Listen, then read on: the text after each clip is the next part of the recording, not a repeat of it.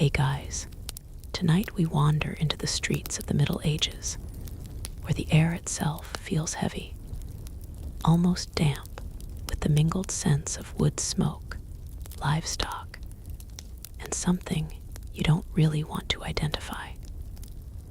The cobblestones beneath your boots are uneven, and each step makes you wonder if that dark patch is water from last night's rain, or if you've just stepped into the runoff from a chamber pot.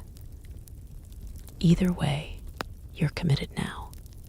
You glance around at the crooked buildings leaning toward one another, as if whispering secrets, and you get the sense that time itself has slowed to match the lazy drip of water from a half-broken gutter. This isn't the crisp, filtered world you're used to. This is a place where comfort is hard-won and soap. Well, soap is almost a rumor. You probably won't survive this era for more than a week. But that's okay, because in tonight's story, you don't need to. So before you get comfortable, take a moment to like the video and subscribe. But only if you genuinely enjoy what I do here. And if you're listening right now, post your location and the time where you are in the comments. I love seeing who's drifting into sleep with me from across the world. Now, dim the lights, maybe turn on a fan for that soft background hum, and let's ease into tonight's journey together. You trudge forward, past the stalls of the market square, and notice immediately that hygiene here is not what you'd expect. In your own time, skipping a shower for a day feels mildly scandalous. Here, in the Middle Ages, skipping a bath for a week or several weeks is not unusual at all. Soap exists, yes, but it's not mass-produced, neatly packaged, or waiting for you in a convenience store aisle. Instead, it's lumpy, uneven, and usually made by someone who's been boiling down animal fat with ashes. Imagine rubbing that on your skin, greasy, gritty, and smelling faintly like last night's stew. You don't feel squeaky clean afterwards. You feel different. Cleaner, maybe, but only by comparison. Bathhouses exist too, but they're not the glamorous marble affairs of Roman times. They're wooden, drafty, and often double as social centers. Picture yourself stepping inside, steam clouding the air, and finding not a serene spa, but a noisy, bustling room where the line between hygiene and entertainment blurs. You might sit shoulder to shoulder with strangers, soaking in lukewarm water that's been used several times already that day. If you're lucky, someone's added herbs or flowers to mask the smell. But luck isn't always generous in these centuries. Historians still argue whether people bathed more than the stereotype suggests, but most agree that, for the average villager, scrubbing up wasn't exactly a daily priority. The funny thing is, in certain parts of medieval Europe, regular bathing was actually encouraged for a while. Some towns maintained communal bathhouses where merchants, peasants, and even nobles gathered. But then, as centuries passed and diseases spread, suspicion grew. Doctors began whispering that hot water opened your pores and allowed sickness to seep in, like an unwelcome draft under the door. Suddenly, the thing that once made you feel refreshed was thought to weaken you, to leave you vulnerable to unseen forces. It's like discovering your favorite smoothie is secretly plotting against you, disappointing, to say the least. You keep walking, noticing that when people do wash, they often do it in bits and pieces. A splash of cold water on the face in the morning, a quick rinse of the hands before meals, and maybe, if you're particularly diligent, a cloth rubbed over the armpits. Whole body bathing, rare, and sometimes even frowned upon. Instead, cleanliness becomes a patchwork effort. You wipe down what you can reach and hope no one else notices the rest. Imagine, for a moment, how clothing plays into this. Instead of changing outfits every day like you might, most people own just 1 or 2 sets of clothes. Laundering them is laborious, so you wear them again and again, letting the fabric absorb the story of your week, every smoky fire, every spilled drop of ale, every sweaty hour in the fields. Eventually, when the layers of smell become undeniable, you take them to be washed, usually by women who spend entire days bent over rivers or tubs, scrubbing and pounding until their arms ache. By the time you get your shirt back, it's technically cleaner, but it still carries that faint, permanent musk that no amount of lye soap can erase. And here's the irony. While many medieval folks skipped the baths, they still cared about how they smelled. They sprinkled herbs in their clothes, tucked lavender or rosemary into their sleeves, and sometimes even wore tiny pomanders, little scented balls, on chains around their necks. You picture yourself walking through town with a lemon-sized ball of perfume dangling like a medieval air freshener, swaying with every step. It's both practical and unintentionally funny, because while you smell faintly of roses, your boots still squish with whatever you stepped in earlier. Some nobles went further, splashing themselves with rose water or other scented concoctions, masking the stench rather than removing it. It's the medieval equivalent of spraying deodorant over an unwashed gym shirt. You smell better, but only in a very specific radius. And while this might sound unappealing to them, it was normal, even desirable. Cleanliness was less about eradicating dirt and more about covering it gracefully.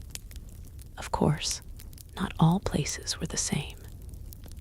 In southern Europe, where Roman traditions lingered, bathing remained more common for longer. In northern regions, the cold alone made the idea of stripping down less attractive, and bathing traditions waned earlier. Scholars debate just how much geography and climate influenced these habits, but one thing is certain.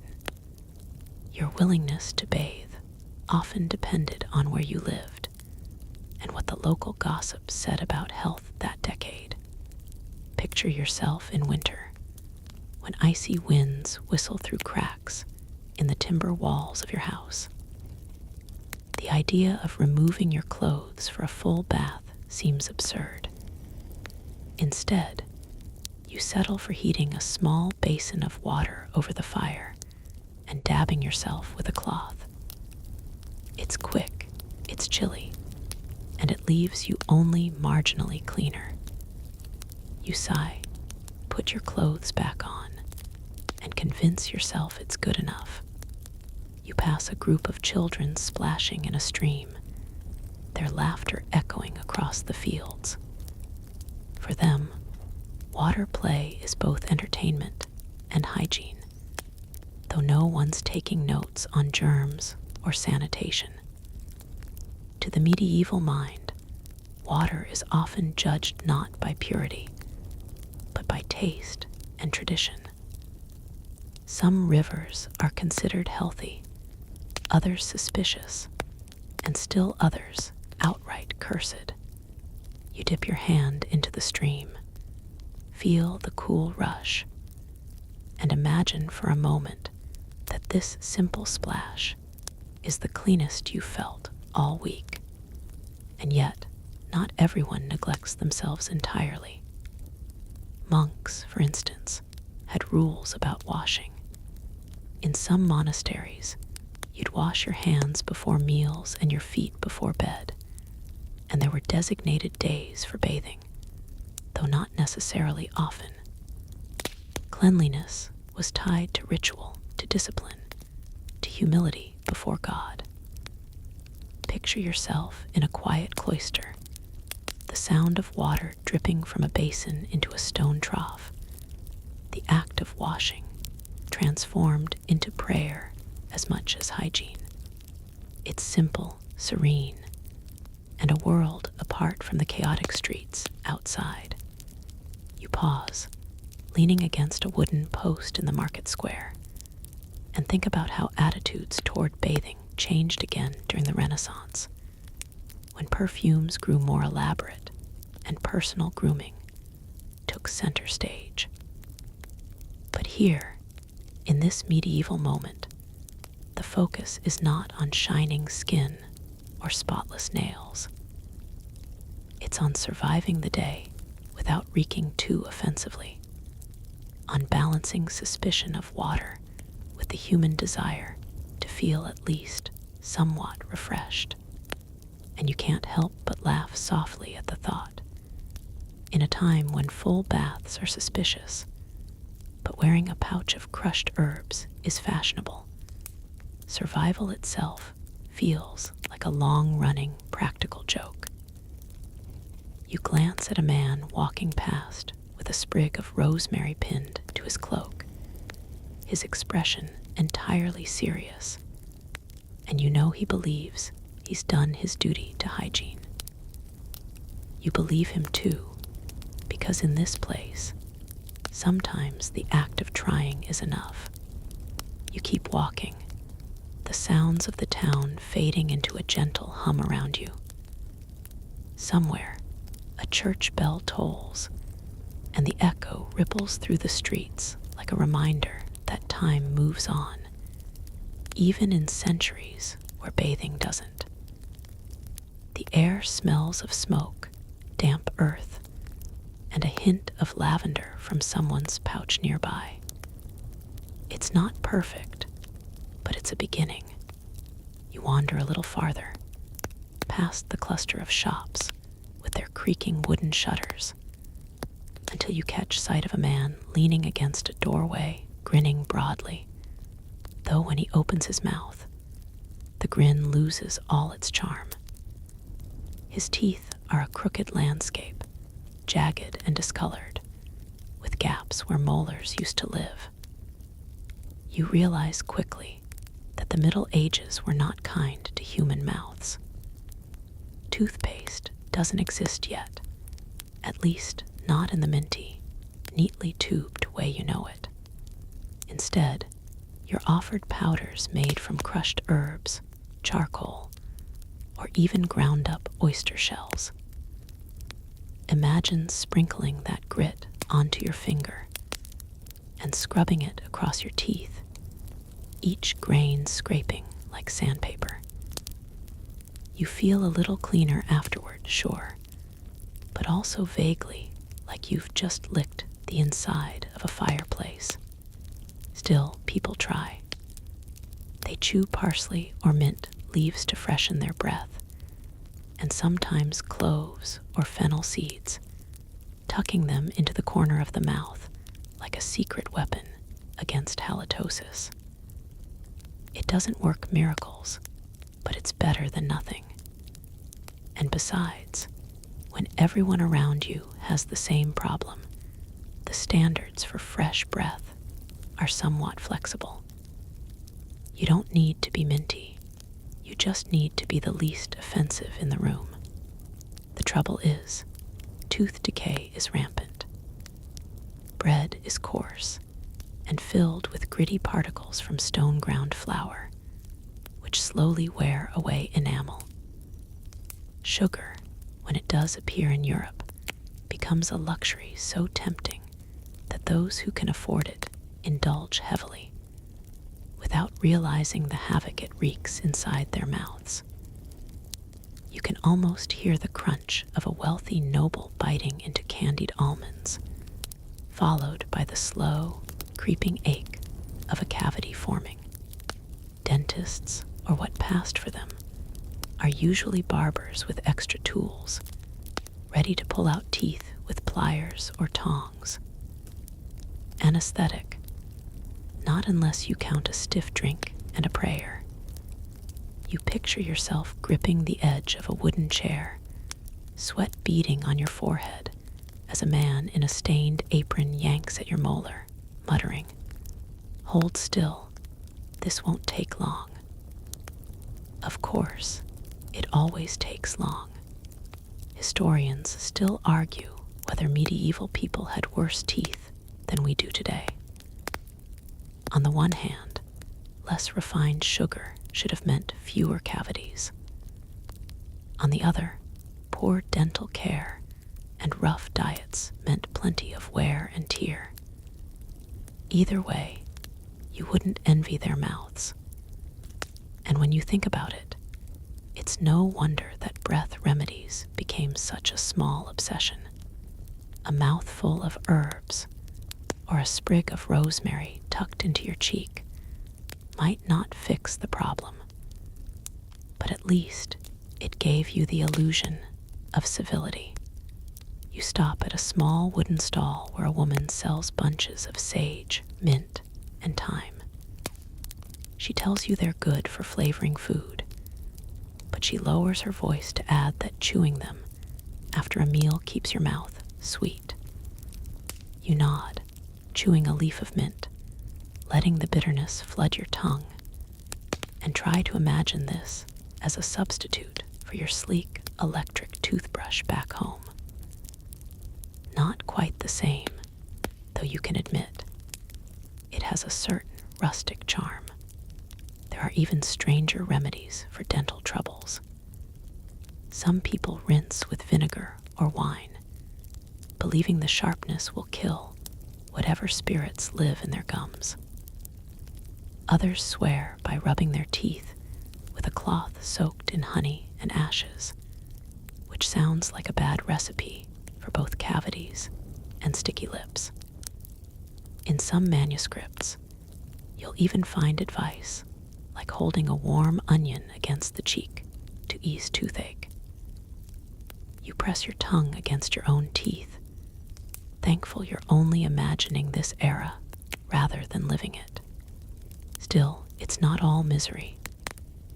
Archaeologists have found surprisingly healthy sets of teeth in certain medieval graves, suggesting that in some areas, people managed better than you'd think.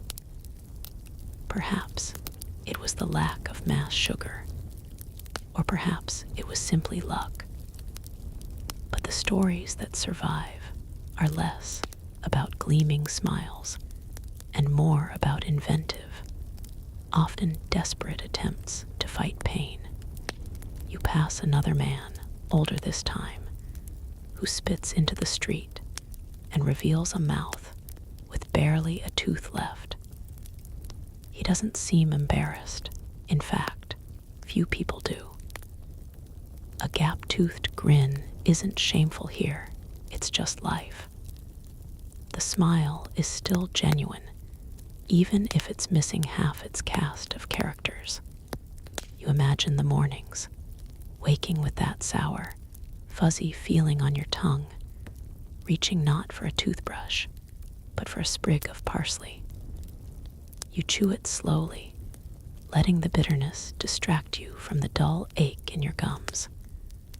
Maybe you rinse with ale, swishing it around like mouthwash, though it leaves you smelling faintly like a tavern floor.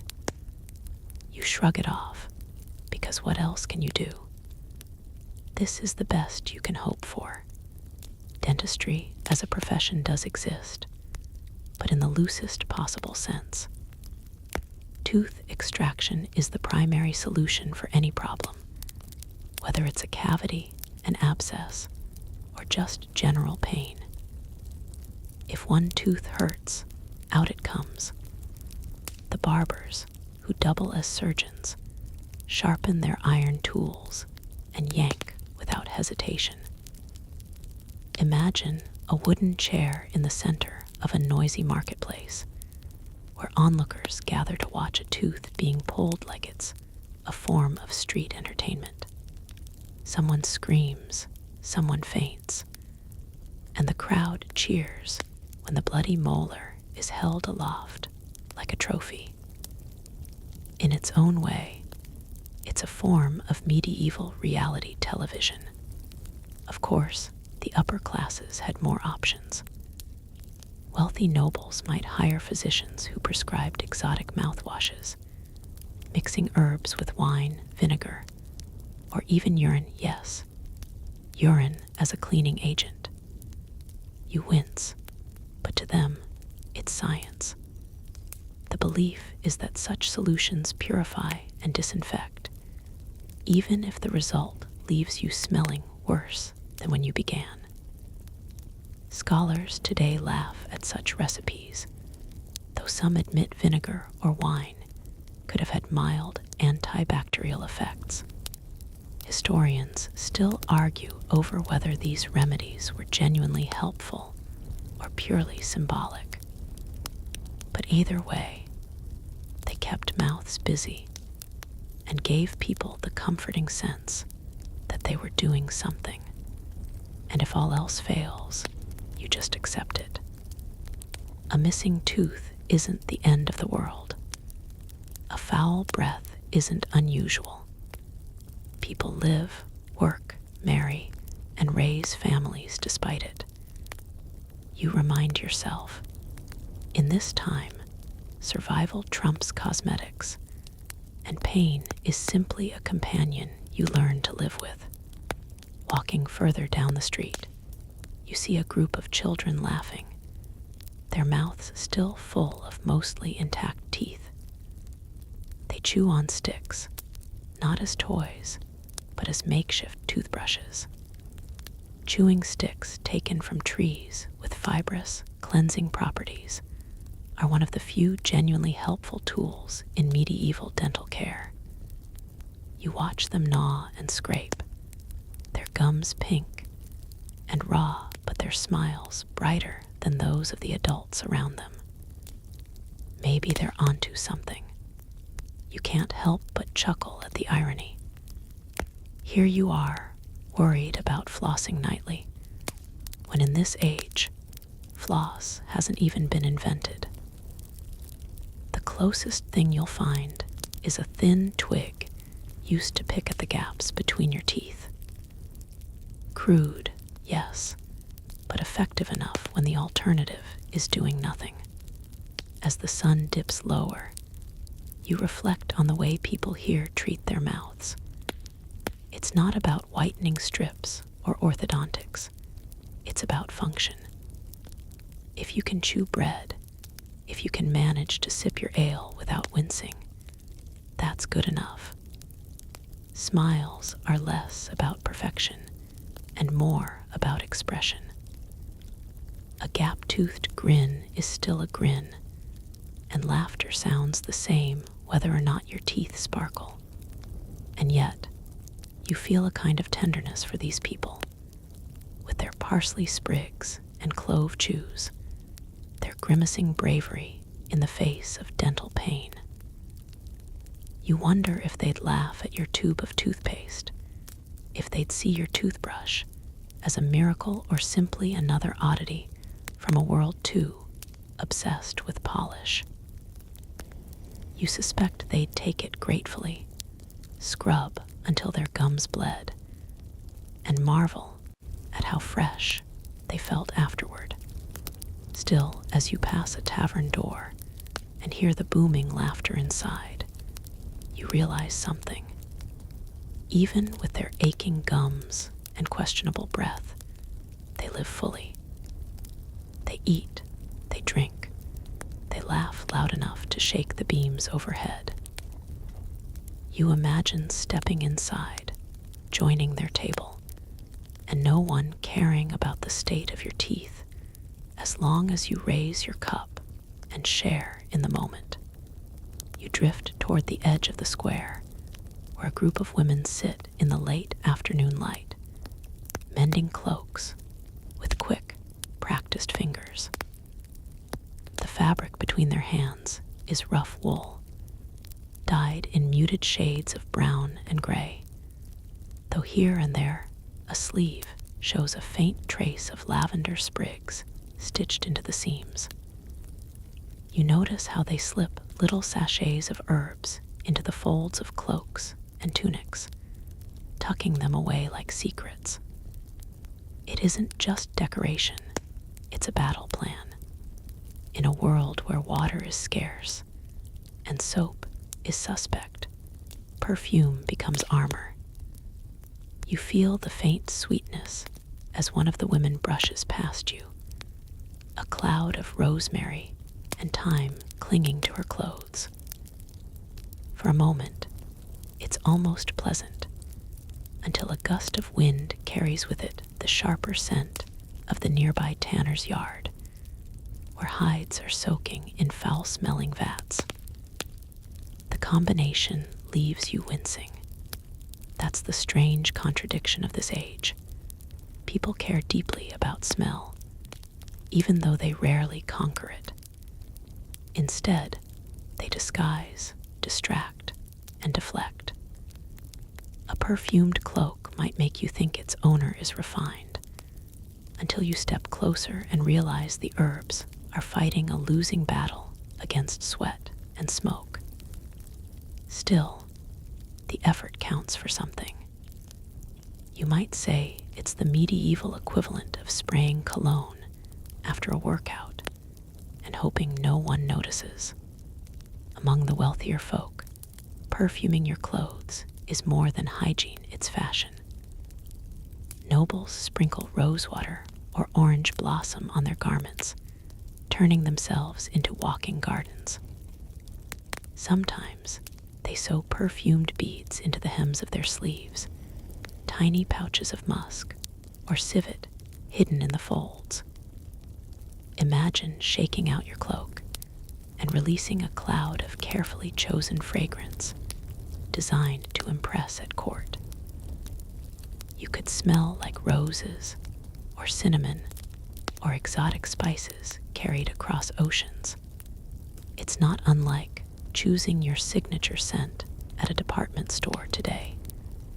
Except here, your perfume might also reassure others that you're not rotting from the inside out. Historians still argue whether medieval people were truly dirtier than later generations, or whether our image of them has been exaggerated by Renaissance critics who wanted to look superior. But what's certain is that medieval culture recognized the power of scent. Pleasant smells were linked to virtue, holiness, and good health, while foul odors were often seen as signs of sin or disease. You imagine stepping into a cathedral, the air thick with incense, not just as a religious offering, but as a way to cleanse the space of human bodies packed shoulder to shoulder. The sweetness of frankincense masks the sweat, the unwashed hair, the wool cloaks damp from rain. For a moment, you inhale and almost believe you've left the world behind. Outside, though, the battle with odor is constant. Streets reek of animals, of refuse, of damp straw. People carry pomanders small, ornate balls filled with herbs or spices, dangling from chains or tucked into belts. You picture yourself holding one close to your nose as you weave through the market, pretending you're simply admiring the craftsmanship, while secretly shielding yourself from from the collective aroma of humanity. Some pomanders are carved from silver or gold, intricate little cages that open to reveal cloves, cinnamon, or even ambergris, a waxy substance from the belly of a whale, prized for its strange, sweet scent. It's not just an accessory, it's survival. And yet, the smells aren't always unwelcome. Fresh bread baking in a communal oven drifts down an alley, mingling with the faint tang of ale from a tavern. A woman brushes by carrying bundles of lavender, and for a heartbeat, the whole world feels clean. Then a cart rumbles past, dripping with manure, and the illusion is gone. You can't escape the push and pull of scent here. It's always in your nose, always reminding you that life is messy and raw. You think about the ways people talk about smell. A foul odor isn't just unpleasant, it's moralized. Someone who stinks might be accused of laziness, or worse, of being diseased.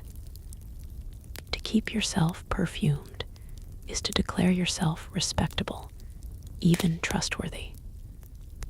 A whiff of rosemary isn't just fragrance, it's a statement. I care enough to try. Of course, there are jokes about it too. Imagine a feast where nobles sit shoulder to shoulder, everyone perfumed within an inch of their lives. And yet, underneath the cloud of rosewater, you still catch the tang of sweat. Someone cracks a quiet jest about the spices working harder than the servants, and the table erupts in laughter. Humor helps soften the reality. After all, even the most perfumed cloak can't hide everything. You picture yourself getting dressed for such a feast. You tug on your best tunic, still faintly musty from the chest where it's been stored, and carefully pin a sachet of lavender inside the collar. You dab rosewater on your wrists, the cool liquid trickling between your fingers, and for a moment, you almost feel luxurious. Then you step into the hall, the heat from torches and bodies rising instantly, and within minutes the sweat starts to undo your careful work. You catch yourself laughing, because really, what chance did you have? And yet, the perfumes matter. They matter because they show intention, because they transform survival into a kind of elegance. They turn the raw, unwashed body into something closer to art. They make people feel more than human, even if just for a moment. And perhaps that's the secret. It isn't about fooling others. It's about fooling yourself, convincing yourself that you're cleaner, brighter, more alive than the world around you suggests. In the quiet moments, you imagine medieval bedrooms heavy with the smell of herbs. Lavender tucked into straw mattresses, thyme scattered across the floor, rosemary hanging from rafters. Not just for fragrance, but to ward off insects, to purify the air, to protect against illness. You lie back in such a room, breathing in the mingled scents, and you realize that for all its roughness, it feels strangely comforting. The smells of the Middle Ages aren't just about masking. They're about making sense of a world that was always a little overwhelming. You let your mind wander to the idea of travel. Imagine a pilgrim walking dusty roads for days, clothes unwashed, skin sticky beneath layers of wool. Yet tucked into his satchel is a bundle of herbs, ready to be crushed and rubbed on his clothes before entering a holy shrine. He believes the scent makes him more acceptable to God, less offensive to the saints. You can't help but smile at the thought. Even in a world where bathing is optional, the nose still rules the heart. And so you continue through the town, the scents shifting with every corner. Smoke, manure, bread, lavender. Sweet, foul, and everything in between. You realize the Middle Ages smelled alive in a way your own world often doesn't. A relentless, overwhelming symphony of human life. And somewhere in that chaos, perfume becomes a kind of poetry, fragile but determined. You walk on, sachet brushing against your chest, pomander swinging at your side, and think to yourself, in a place where nothing smells perfect, the attempt is almost more beautiful than success. You turn down a narrower street, the cobblestones cracked and slick with old rain, and find yourself in the heart of daily life. Food. The smells are impossible to ignore, some inviting, some less so, and your stomach growls in sympathy with the families gathered around open stalls.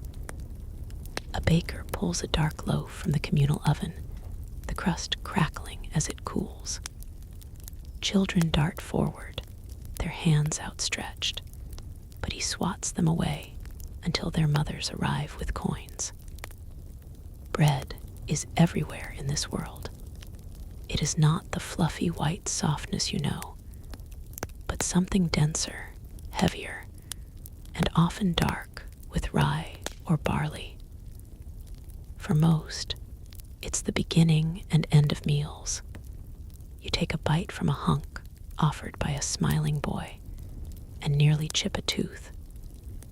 The loaf is coarse, speckled with bits of grit from the millstones that ground the flour.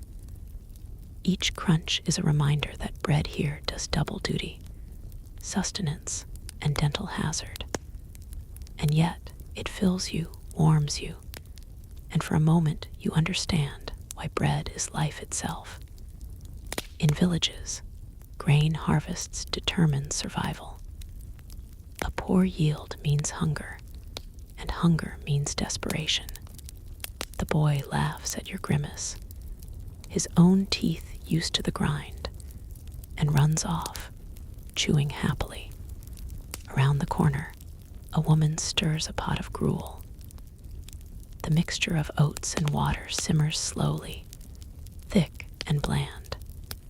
She ladles it into bowls with a rhythm born of years. Scoop, pour, scoop, pour. The people around her eat quietly, more out of necessity than pleasure. Gruel is breakfast, lunch, and sometimes dinner, endlessly repeating. You taste it, and it clings to your tongue like wallpaper paste. It isn't unpleasant exactly, but it isn't much of anything. In your own world, you might complain about bland cafeteria food. But here, this is the baseline. And then you catch sight of something brighter. A merchant unwrapping jars of imported spices, the scents curling into the air like whispers from far-off lands. Cinnamon, cloves, nutmeg, exotic treasures from the east. You lean closer, inhaling, and nearly sigh. In a world of monotone meals, these are miracles in powder form. Of course, they are also so expensive that only the wealthy can afford them.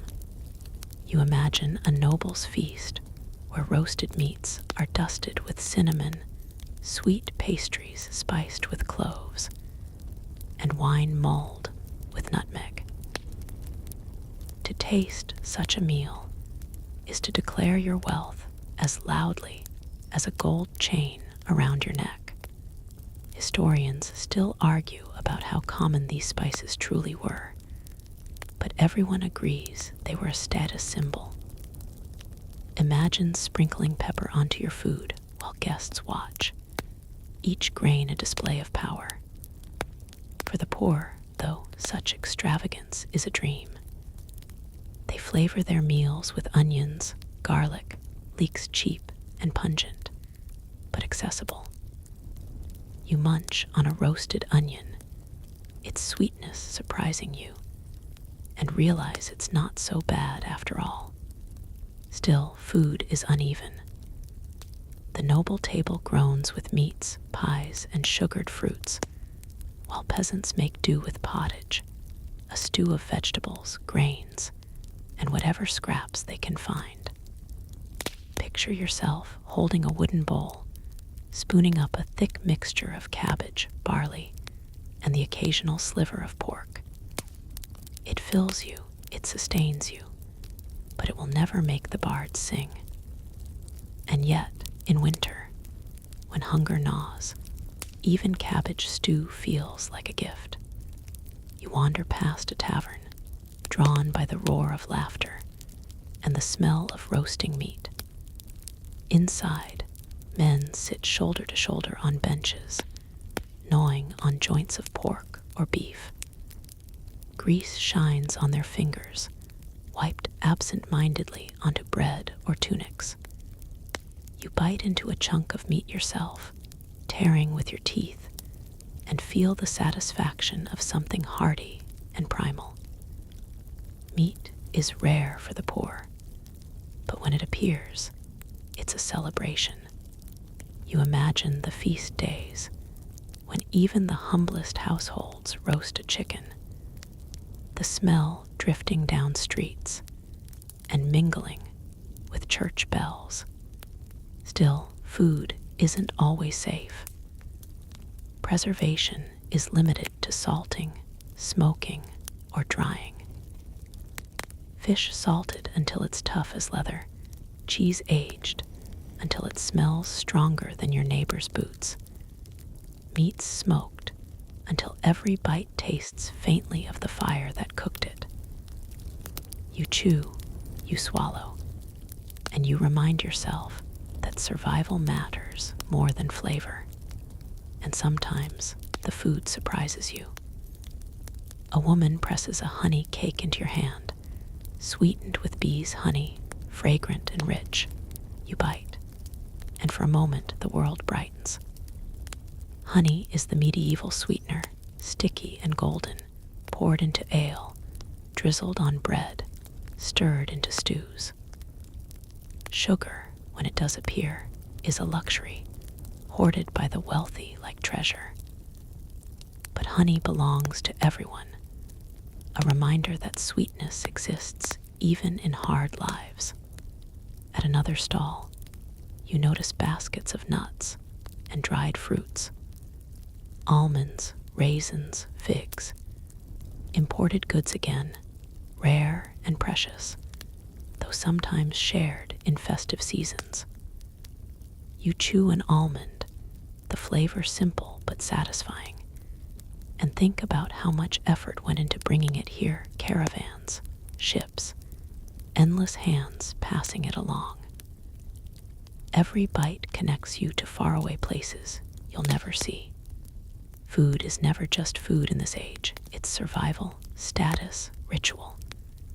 Bread for the body, spices for the soul, feasts for the community. You picture a harvest festival, tables groaning under roasted meats, pies stuffed with apples, barrels of ale tapped and flowing. The whole village gathers, dancing, eating, drinking until the stars blur. For one night, hunger is forgotten. You laugh with them, chewing on roasted goose, knowing tomorrow will be back to pottage, but tonight you feast. And yet, hunger always lurks. A poor harvest, a blight, too much rain or too little, and suddenly bellies are empty. You imagine walking through a winter village where children chew on stale bread, faces pale and thin. Parents scrape pots for the last bits of gruel. You feel the heaviness of it, the fragility of a life tied to crops and seasons. The feast you just enjoyed seems all the more precious in hindsight. You think of how people told stories about food, tales of endless feasts in heaven, where tables stretch forever and meat never runs out. In a world where your meal is often thin soup, such visions are irresistible. You imagine yourself sitting at such a mythical table, plate always full, never needing to worry about tomorrow. But here, in the dusty streets of a medieval town, food is real, practical, and uneven. Bread fills you, gruel sustains you, meat delights you, and spices remind you of a wider world. You lick honey from your fingers, wiping the rest on your cloak like everyone else, and smile. Somehow, despite the roughness, it feels enough. The tavern door swings open wider, and you step into a world where the drink flows before the day has barely begun. The smell hits you first, yeasty, sour, faintly sweet, with the unmistakable tang of fermentation. Wooden mugs clatter against tables, and even though the sun is only peeking above the rooftops outside, people are already raising their cups. Here in the Middle Ages, ale isn't just a drink, it's breakfast. You watch a boy no older than 10 take a careful sip from his mother's mug, and no one bats an eye. After all, ale is safer than water, which often carries sickness straight from the streams fouled by animals, waste, or worse. You might think twice about offering your child beer today, but here it's considered protective, almost medicinal. The ale itself is weak, closer to flavored water than the craft beers you might know. It's called small ale, brewed light enough that you can drink it all day without tumbling into gutters by noon. You bring the mug to your lips, taste the earthy grain, and feel the faint fizz as it touches your tongue. It's not bad. In fact, it's surprisingly refreshing. There's comfort in knowing it won't poison you like the murky puddle in the street might. Historians still argue just how much alcohol was in small ale, but most agree it was safer than water and mild enough to keep society functioning. The brewing itself is often done in households, especially by women. Alewives, as they're called, become neighborhood staples, their doorways marked with a broomstick or a garland to signal that a fresh batch is ready. You imagine yourself walking through a village, spotting the sign, and ducking into a low-ceilinged room where the air smells of malt and damp wood. A woman stirs a bubbling pot with a wooden paddle, steam curling around her face, and she smiles as she fills your jug. It's homely, reliable, and woven into the rhythm of life. But taverns, like the one you're standing in now, turn ale into a social glue.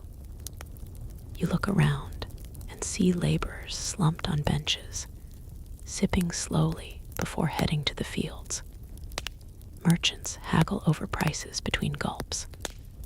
A minstrel tunes his lute in the corner, ready to earn his keep with a song once the mugs are half empty.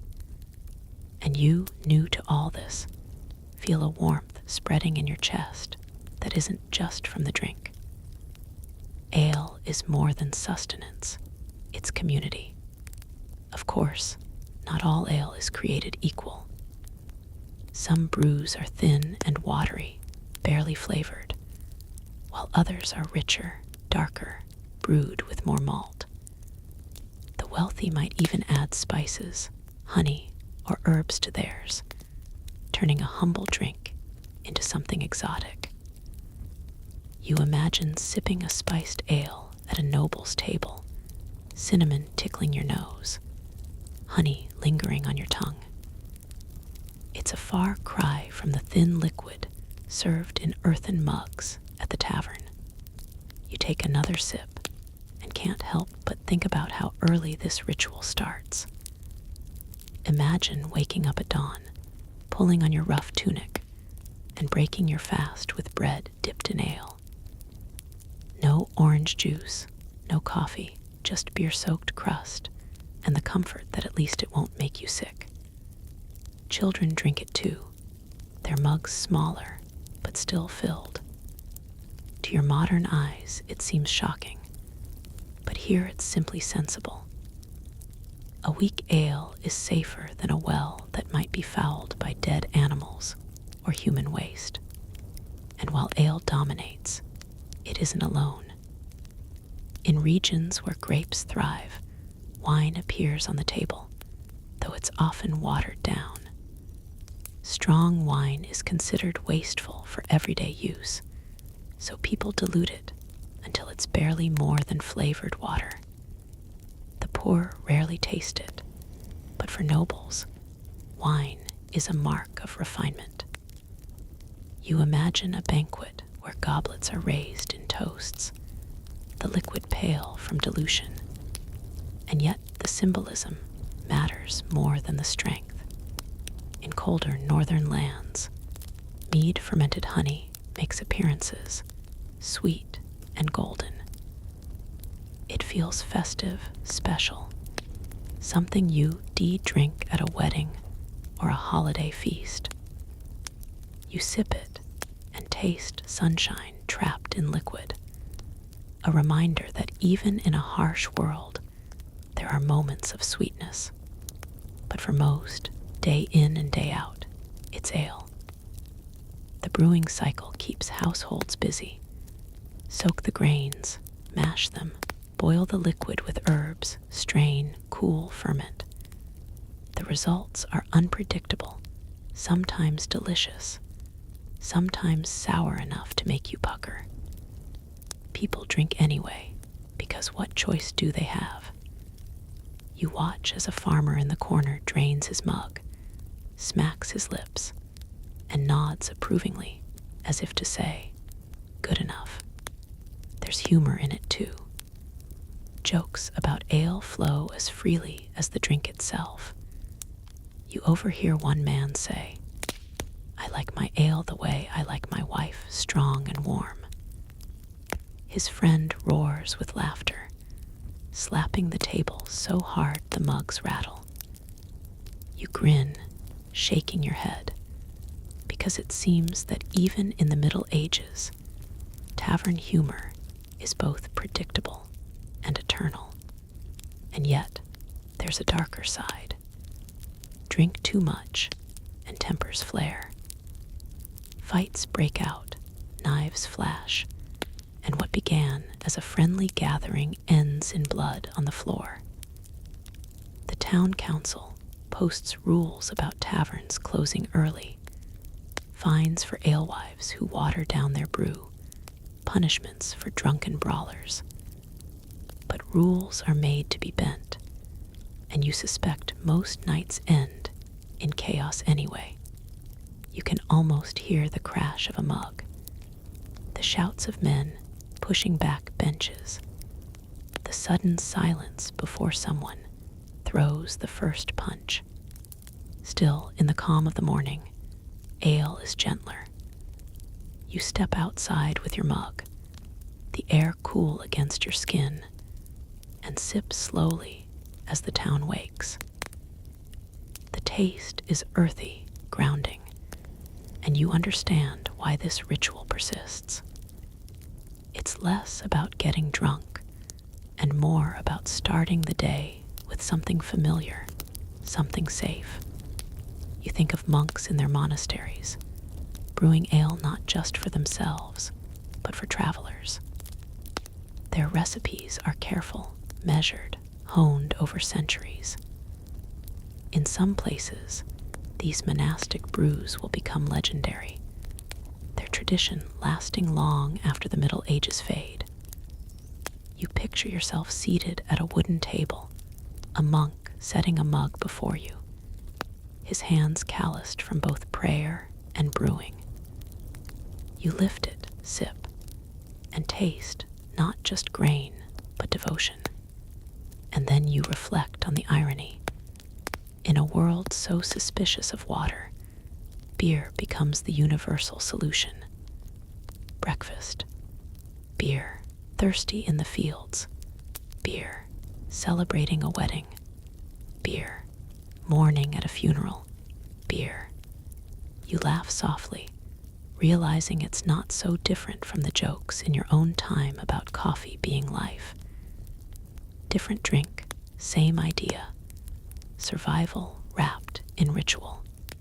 The day stretches on, and you imagine how many mugs an ordinary person might drink before nightfall. 3, 4, more. Always weak, always small, but always present. Children sipping from clay cups, mothers pouring from jugs, fathers wiping foam from their beards. Life flows with ale, as steady and necessary as bread. You glance down at your own mug, now empty, and wonder whether you've begun to taste history itself. Each sip is centuries old, rooted in habit and necessity.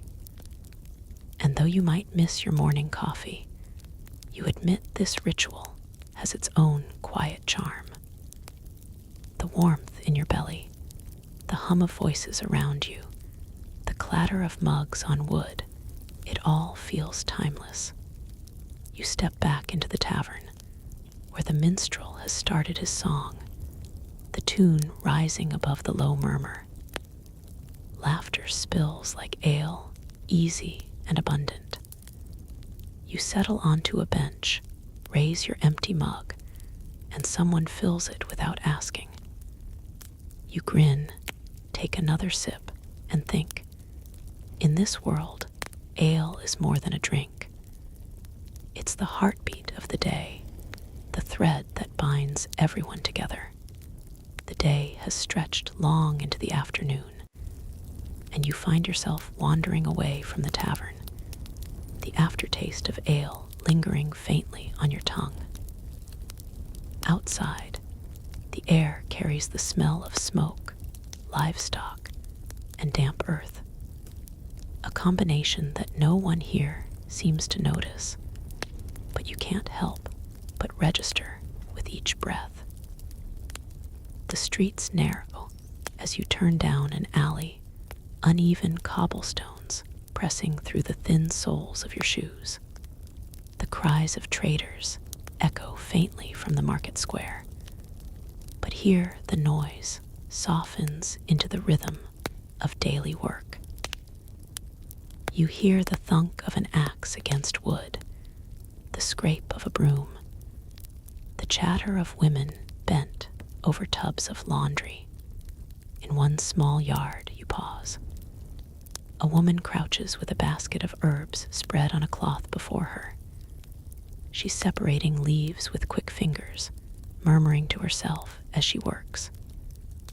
The green stalks release a peppery scent that cuts through the must of the alley.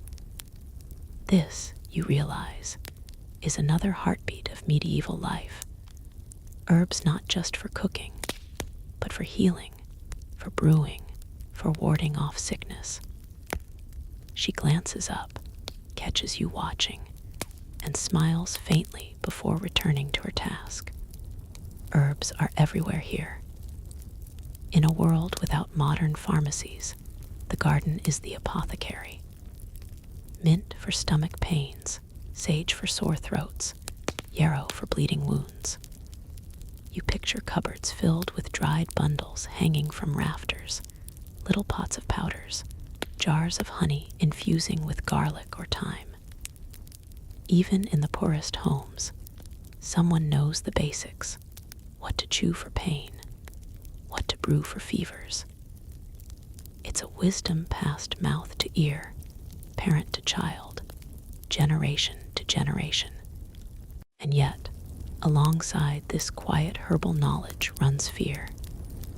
Sickness is never far, and its arrival feels like a shadow slipping through the narrow streets. A child coughs too long, a fever grips an elder, and suddenly the family is praying, bargaining, desperate. You think of how helpless they must feel without antibiotics, without the certainty of recovery. Every illness is a gamble. Every cure is part faith, part guesswork, part luck. The woman sorting herbs hums softly, a tune you don't recognize, and for a moment, it's comforting. You imagine her brewing a tea for her family, soothing their bellies after a rough meal of hard bread and beans. You picture her kneeling beside a neighbor's sickbed, pressing a poultice to a wound, whispering that it will help. Maybe it does, maybe it doesn't, but the act itself feels like hope. You move on, stepping back into the bustle of the main street. A cart rattles by, its wheels squealing, pulled by a horse whose ribs you can count. The driver snaps his reins, shouting at children who scatter to avoid being trampled. You sidestep quickly, the edge of the cart brushing your sleeve, and hear someone curse in a dialect so thick it almost sounds like another language. It reminds you that communication here is fluid, shifting from village to village, and that you, as an outsider, are constantly translating not just words, but ways of being. Farther along, the market square opens wide. Here the energy surges again. Stalls piled with cabbages, onions, carrots still streaked with soil. Fish laid out on boards, their eyes cloudy, their smell sharp. Baskets of eggs, loaves of coarse bread, wheels of cheese sweating in the sun. People haggle loudly, waving hands, arguing over coppers. A boy balances a tray of pies on his head, shouting their contents: meat, eel, apple, and weaving through the crowd with practiced ease. You let yourself be carried with the movement, watching exchanges, listening to the cadences of trade. One woman lifts a chicken by its wings, inspects its scrawny body, then shakes her head and sets it down. Another customer tastes a pinch of salt from a small sack before nodding grudgingly to the seller. Here, every coin matters. Every crumb of food is weighed with care. The smells twist together into a heady mixture. Roasting meat from a spit, sour ale spilled on the ground, dried herbs, sweat, mud, dung. It should be overwhelming, but strangely, it becomes background, part of the living tapestry. Your nose adjusts, your senses stretching to accommodate this world's reality. You pause at a stall selling honey cakes, golden and sticky, and your mouth waters. For a moment, you forget where or when you are, because hunger is timeless and sweetness always tempts. As the day dips toward evening, the bells of the church begin to toll. Their deep sound rolls across the square, pulling people's attention. Some pause to cross themselves, others mutter and move on, but the authority of the church lingers in every strike of the bell. You follow the sound, weaving through the crowd, until the tall spire of the parish church comes into view. The building rises above the town like a sentinel, its stone weathered, its doorways carved with saints and beasts. You push the heavy door and step into cool dimness. The air smells of wax and incense, thick with centuries of prayer. Stained glass windows filter the fading sunlight into patches of red, blue, and gold that slide across the floor like silent blessings. Candles flicker on the altar, their flames steady, their light softer than daylight, but somehow stronger in presence. A priest moves slowly between pews, murmuring to a kneeling figure.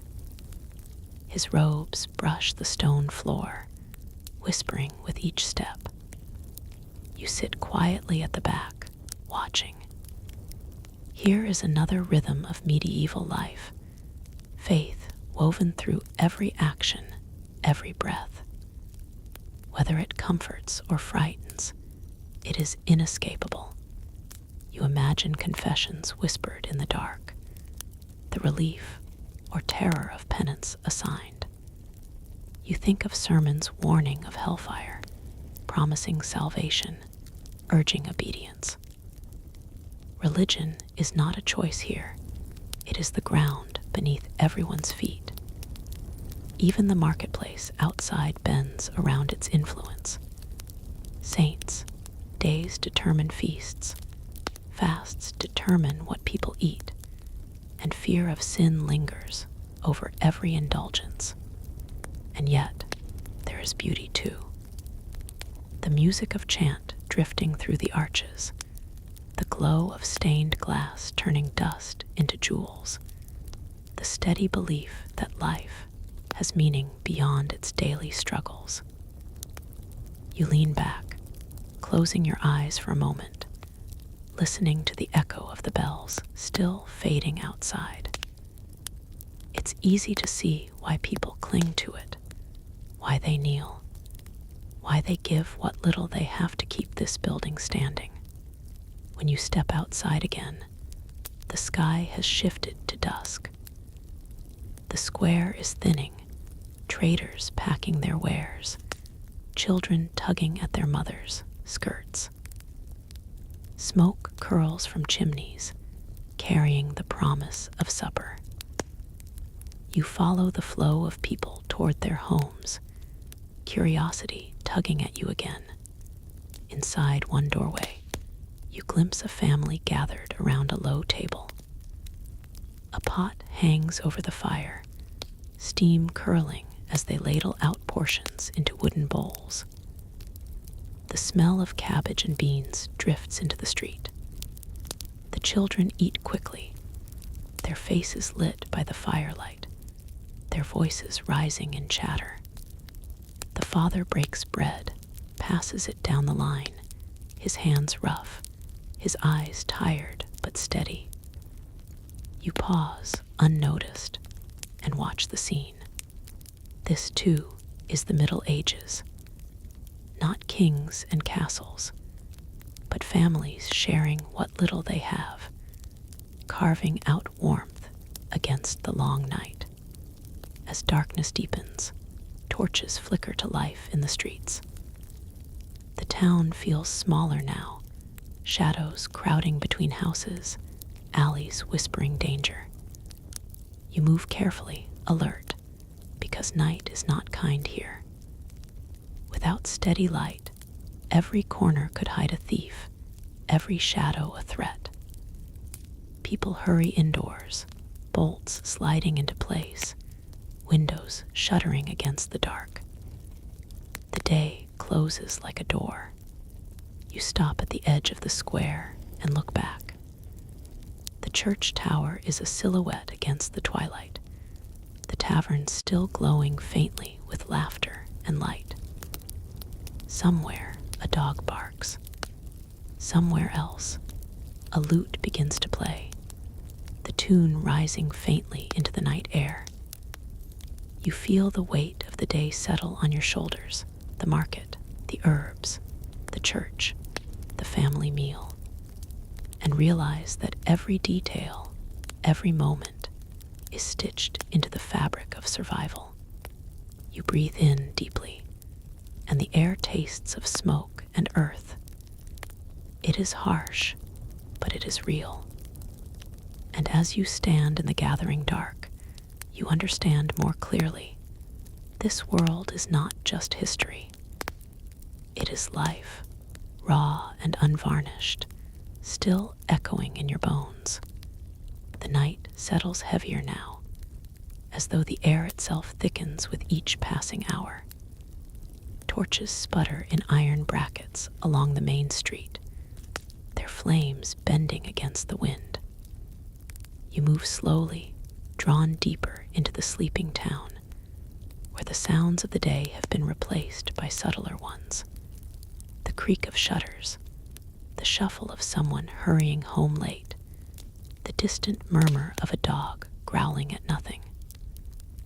Somewhere, a child cries, the sound muffled quickly by a mother's soothing voice. You pass by a well at the crossroads, its rope damp with evening dew.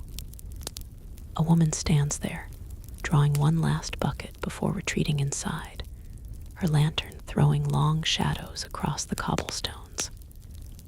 Water is heavy, you realize, and it must be carried every day, every night, no matter the season, no matter the fatigue. You picture her arms aching, her back stiff, her life measured in these endless, necessary repetitions. There's a strange dignity in it, but also exhaustion that lingers like a second skin. As you turn down another narrow lane, the smell shifts, less of smoke and hearth, more of waste. A trench runs along the street's edge, a shallow gutter where refuse drifts sluggishly. Human and animal leavings mix, carried slowly toward the river. You step carefully, aware that a single misstep could leave you reeking for days. Here, sanitation is not a matter of luxury, but of survival. And yet, even the best efforts barely keep sickness at bay. The plague, you remember, can sweep through these streets with terrifying ease. It lingers in the back of your mind like a ghost. A figure emerges ahead, cloaked and hooded, moving quickly. For a moment, instinct sharpens, your pulse quickens. The night is not safe after all. But the figure passes without pause, the faint clink of metal at their belt suggesting a knife or tool. You glance back once, but they vanish into shadow. It reminds you how precarious safety feels here. The difference between trust and threat can be a single step, a single glance.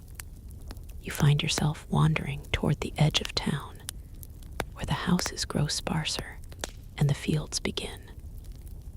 The moon has risen, a pale disk behind drifting clouds, lighting the furrows of farmland with ghostly silver. Out here, the sounds are different, an owl hooting, the rustle of something moving through the underbrush, the distant lowing of cattle restless in their pens. The earth smells stronger, damp soil mixed with straw, manure, and the faint sweetness of cut hay. You pause by a wooden fence, leaning on the rough boards, and watch the shapes of peasants working even in the dark. They move with lanterns swinging, checking animals, adjusting ropes, securing doors. Labor never ceases here. The rhythm of survival is relentless. A man drives a stake into the ground with a mallet, the thud carrying across the field. A boy follows with a bundle of rope, and together they work in silence, the bond between them stronger than words. You think of the cycles that govern their lives: sunrise to sunset, sowing to harvest, feast to famine. Each year repeats with only small variations, and yet each year is also a gamble. Will the weather hold? Will the crops survive? Will there be enough to last through winter? The weight of those questions presses down with every swing of the mallet, every knot of the rope. You feel it even as an outsider, heavy in your chest, a burden shared across centuries. Returning toward the town, you notice lights still burning in a cluster of small huts near the wall. Curious, you approach and realize this is where the craftsmen dwell. Through one open door, you glimpse the glow of a forge. Inside, a blacksmith hammers red-hot iron, the sparks bursting like stars. His arms glisten with sweat, muscles taut, his face streaked with soot.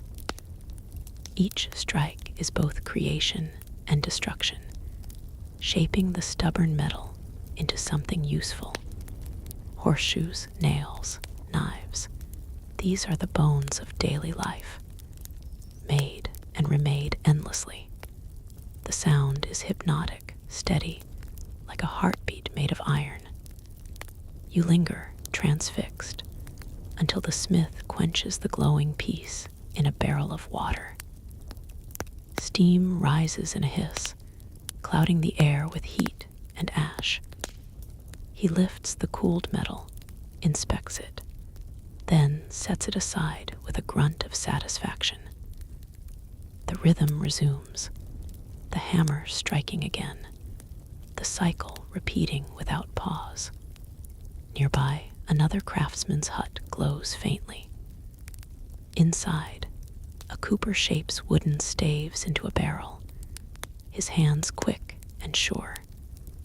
He works with knife and mallet, bending the wood, binding it with iron hoops. Barrels, you realize, are as important as bread without them. Food cannot be stored, ale cannot be kept, trade cannot move. Every skill here is survival, every craft a thread in the tapestry of existence. You wander farther, and the night deepens. The stars pierce through gaps in the clouds, a scatter of light that feels both eternal and unreachable. You tilt your head back, seeing constellations that guided sailors and shepherds alike, patterns that told time before clocks, that gave stories before books. Out here, with the world hushed, you understand how the sky itself must have felt like a cathedral, vast and humbling, its mysteries woven into belief and myth. A sound draws your attention, a faint, plaintive melody drifting through the air. You follow it toward a cluster of trees beyond the fields. There, by a fire, a small group of travelers sit. Their clothes are worn, patched with mismatched fabrics, their faces weathered by road and wind. One plays a fiddle, the notes thin but haunting. Another claps softly, keeping rhythm. The others listen, their expressions caught between weariness and wonder. You stay hidden, not wishing to intrude, and simply watch. The music carries a story without words, rising and falling like footsteps on a long path. It speaks of longing, of hunger, of fleeting joy. You imagine these wanderers moving from town to town, never fully belonging, always seeking the next meal, the next welcome. They are part of this world too, the margins, the forgotten, the mistrusted. Yet, in their song, you hear resilience, the stubborn spark of survival that refuses to fade. Eventually, the fire burns lower, and the music stops. The travelers settle under cloaks, their voices fading into the night. You slip away quietly, leaving them to their rest, and make your way back toward the heart of town. The streets are nearly silent now, the torches burning low. You feel the weight of fatigue pressing at you, though it is not your labor that earned it, but the sheer intensity of what you've witnessed. You find yourself drawn once more toward the tavern. Its door glows faintly ahead, the sound of voices still spilling through. Inside, warmth rushes at you, carrying the scents of smoke, beer, and roasted meat. The crowd has thinned, but a few still linger, mugs in hand, laughter softened by the hour. A minstrel strums a lute in the corner, his song gentle, a lullaby for those too tired to rise. You take a seat near the hearth, letting the fire's heat seep into your bones. The wood crackles, sparks rising briefly before fading into ash. Around you, people murmur in low tones, tradesmen speaking of work, women sharing gossip, a drunk mumbling half-formed prayers. The atmosphere is calmer now, stripped of the rowdiness of earlier. Here, at the day's end, what remains is a kind of fragile peace. Your gaze drifts to the faces around you. Each one carries a story, the lines of hardship, the shadows of loss, the flickers of joy. These are not the knights and nobles of grand histories, but the quiet multitude who lived and died unnamed, whose lives nonetheless carried the world forward. You realize that this tavern, this fire, these ordinary souls, is the true heart of the Middle Ages. When at last you step outside again, the town is hushed in sleep. The moon casts pale light across the rooftops, the silence deep and profound. You walk slowly, absorbing every detail, the worn stones underfoot, the smell of wood smoke lingering in the air, the faint rustle of the wind. It feels as though you are walking through both past and present, through history made flesh. You stop once more at the edge of the square, turning in a slow circle. The church looms in silence, the market empty, the homes shuttered tight. This town, with its struggles and sorrows, its work and worship, has etched itself into you. It is not just a setting, not just a relic of memory. It is alive, pulsing, breathing. And as you stand there, alone in the sleeping streets, you understand. The story is not about kings or battles, but about this, about survival, community, the ceaseless rhythm of ordinary days.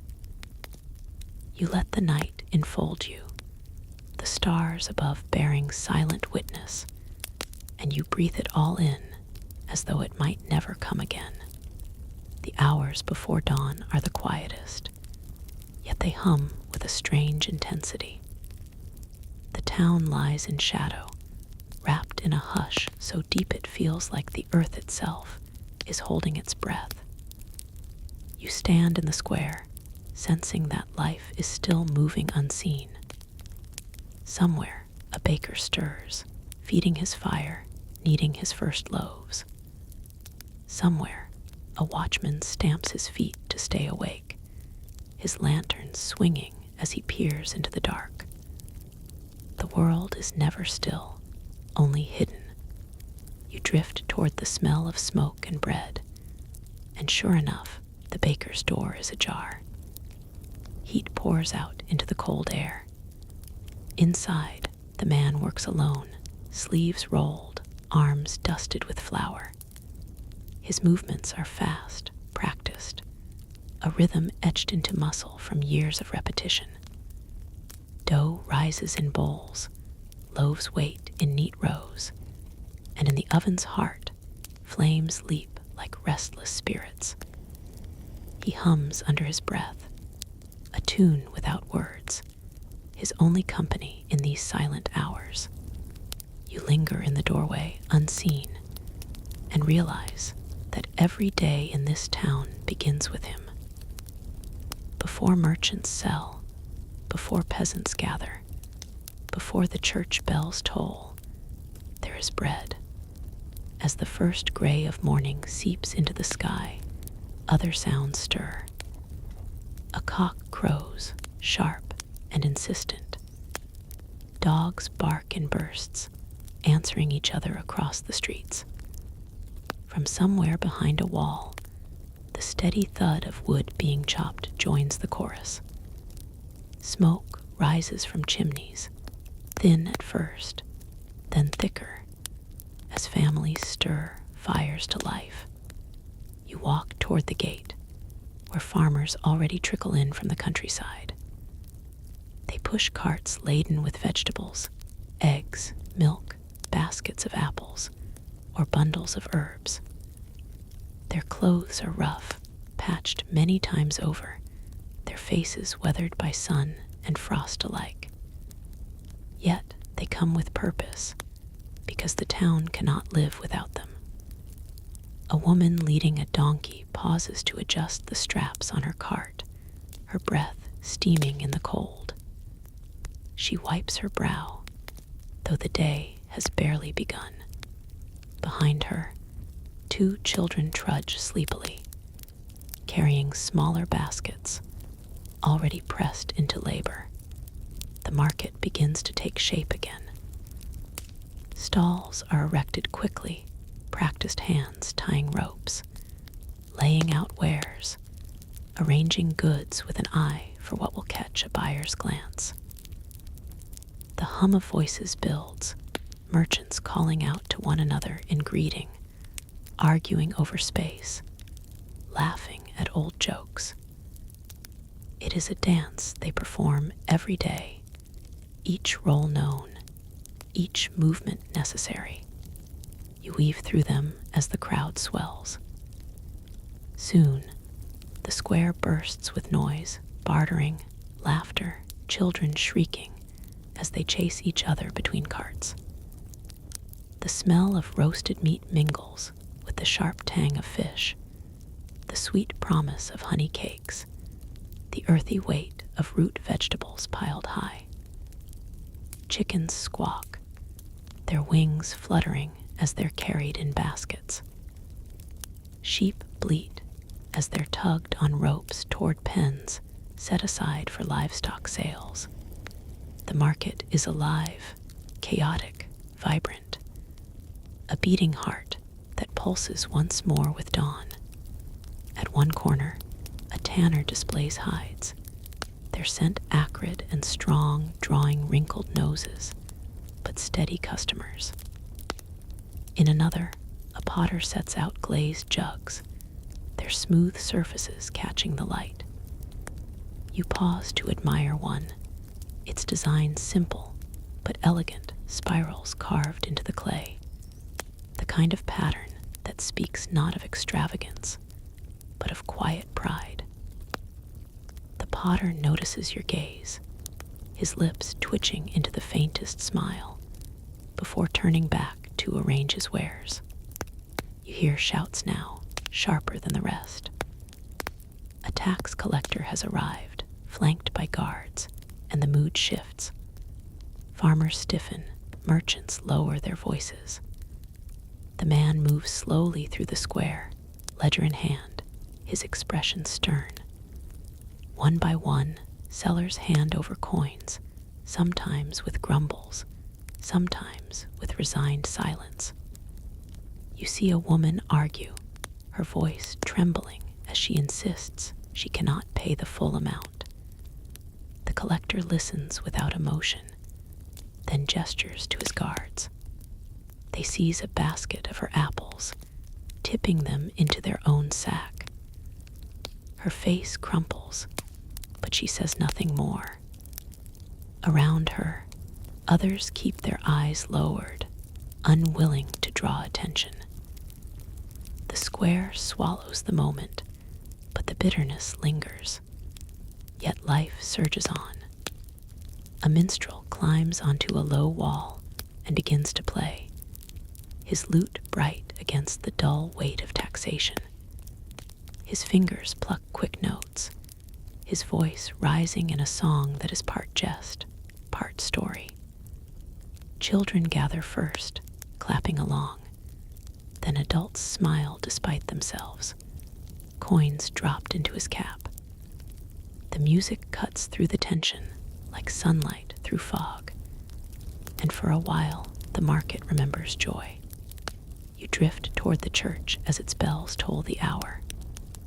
The sound carries across rooftops, summoning worshippers. A stream of townsfolk flows toward the doors, some in fine cloaks, others in rags, yet all drawn by the same call. Inside, the air is heavy with incense, the flicker of candles painting golden light across stone walls. The priest chants in Latin, his voice deep and measured, words few understand, but all revere. Men bow their heads, women cross themselves, children fidget in silence. You watch as faith weaves itself into their day, not as choice, but as necessity. The church is more than a place of worship. It is law, refuge, judge, teacher. Its shadow stretches over every life, unseen but inescapable. You feel the weight of it, the way it binds them together, yet also the way it holds them in place. When the service ends, the square once again bursts with noise. A group of travelers enters, their clothes marked by dust, their accents strange. They draw curious glances, for strangers always bring risk and possibility alike. They trade news of distant wars, of kings and rebellions, their words passed quickly from ear to ear. The town, though small, stretches itself outward through stories like these, tying itself to the wider world. You follow one of the travelers into the tavern.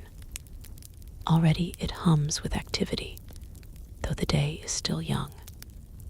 Mugs clink, laughter erupts, and dice tumble across a table. In a corner, two men argue fiercely over land, their voices growing louder until the innkeeper intervenes. In another, a merchant brags of profits, his words dripping with pride. The room is crowded, thick with the smells of ale and sweat, the kind of place where tempers and camaraderie alike flare quickly. Outside again, the sun climbs higher, the chill easing. Children run barefoot now, their laughter ringing. Women scrub laundry in basins, slapping wet cloth against stone. A boy leads a cow through the street, the animal stubborn, pulling against the rope, until the boy shouts and tugs harder. Life spills into every corner, messy, loud, unstoppable. At the smithy, the hammer still beats. At the Cooper S, the mallet still strikes. In the fields beyond, farmers bend low, planting or weeding, their bodies bent like question marks. Labor fills the hours, each task linked to survival, each one as crucial as the next. Yet even here, small joys flicker. A girl pauses to braid flowers into her hair. A man laughs as he lifts his child onto his shoulders. An old woman hums as she spins wool.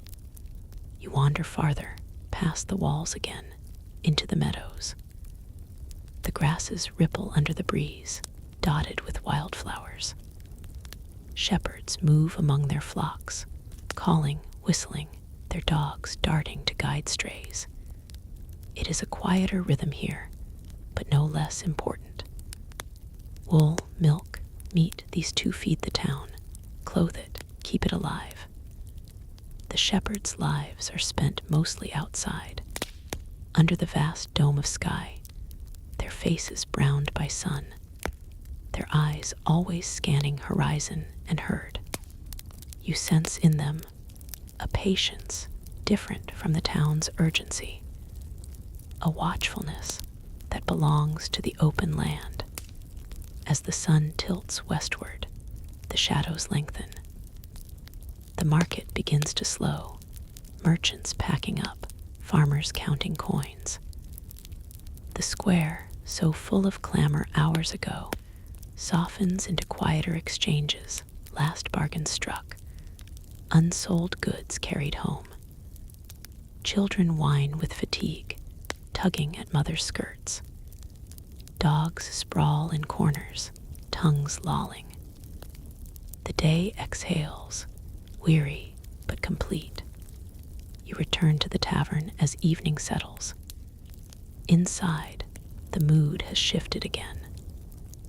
The crowd swells with workers finished for the day, their shoulders slumped but their voices louder.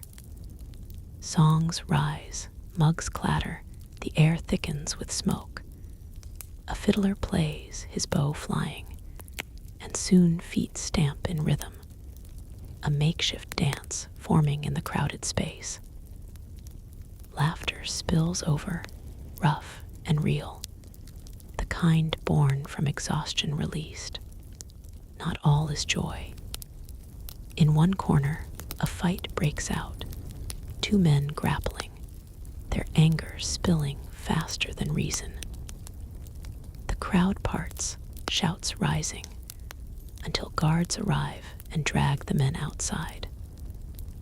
The tavern closes around the disruption, filling the gap with louder music, as though refusing to let violence break its fragile celebration. Night descends fully now. Outside, torches flare again, warding off the dark. The town closes its shutters, bars its doors, tucks children into bed. The church bells toll once more, echoing into the black sky. Beyond the walls, wolves prowl, unseen but felt, their howls carried on the wind. Fear presses in at the edges of safety, a reminder that life here is always fragile, always bordered by danger. And yet, within these walls, the town breathes. Its people sleep, dream, rise, labor, laugh, mourn, begin again. Each day folds into the next, each one vital, each one precarious. History will not remember their names, yet their lives are the foundation on which all else is built. As you stand once more in the square, watching the torches gutter and the stars blaze above, you understand the rhythm of this place. It is not grand battles or great rulers that define it, but the steady persistence of ordinary souls, enduring, repeating, surviving. You let the night settle over you like a cloak, and you know the cycle will begin again with the next dawn, as it always has, as it always will. You wander further into the heart of a bustling medieval town, and almost immediately your nose is assaulted with an aroma that is both unforgettable and undeniably unpleasant. It's as if every possible scent has joined forces into one powerful orchestra: stale fish, manure, rotting vegetables, sour beer spilled days ago, and most memorable of all, the tang of human waste. This is not because people were deliberately unhygienic. It's because the infrastructure of medieval cities wasn't exactly designed with fresh air in mind. The streets are narrow, the buildings lean in like gossiping neighbors, and sunlight has a tough time fighting its way through. Air circulation, barely a concept. Sanitation, that's still centuries away. Instead, people dump what they have where they can, and they live with it well, as best they can. You may cover your nose now, but in truth, you'd probably get used to it after a few weeks. That's the thing with stench. You stop noticing it once you've marinated in it long enough. But don't assume everyone was indifferent. Far from it. Medieval town councils, those well-meaning gatherings of aldermen and burgesses, did try to keep things under some control. You'll find little rules scribbled down in old parchment records, laws declaring that no one should toss refuse into the street, or that butchers can't leave piles of bones and entrails lying around for dogs and flies. Some towns had regulations against tanners setting up shop in residential districts, because tanning hides with urine and other delightful substances made the air smell like an apocalyptic swamp. Whether people obeyed these laws is another matter entirely. Historians still argue whether these ordinances were actually enforced or simply written down, so the council could claim they had tried. As you step carefully, you glance up at the windows above. Imagine for a moment a servant leaning out, chamber pot in hand. There's no flush toilet, remember, so the next best thing is tossing waste out into the street below. Custom dictates that you're supposed to shout a warning before letting go, something like *Gardaloo. In parts of Scotland, which basically meant look out for the water. But here's the rub. Not everyone bothered. Sometimes the warning was muttered. Sometimes it was skipped entirely. And more than one unsuspecting traveler found themselves christened by gravity's cruel joke. You learn quickly to hug the wall of a street, or else you may end up carrying a scent that soap can't banish. It wasn't just human waste, of course. Horses clip-clop through the narrow alleys, leaving generous deposits behind them. Pigs, chickens, and stray dogs scavenge freely, adding their own contributions. And the open-air markets, lively and colorful as they are, generate mountains of spoiled produce and broken barrels. The medieval street is less a thoroughfare and more a compost pile that happens to have people living on top of it. Some towns attempted to combat this by appointing rakers, whose job was to shovel filth out of the way. Imagine doing that for a living, every day, for pennies. You can almost hear the weary sighs of those poor souls scraping muck from cobblestones, while the townsfolk stride past, pretending not to notice. There are attempts, though, to keep up appearances. In London, by the 13th century, some streets had wooden gutters or kennels along the side, designed to channel water and theoretically wash away the debris. Paris, too, made efforts at drainage, though efforts is a generous word when the gutters themselves often became clogged with refuse.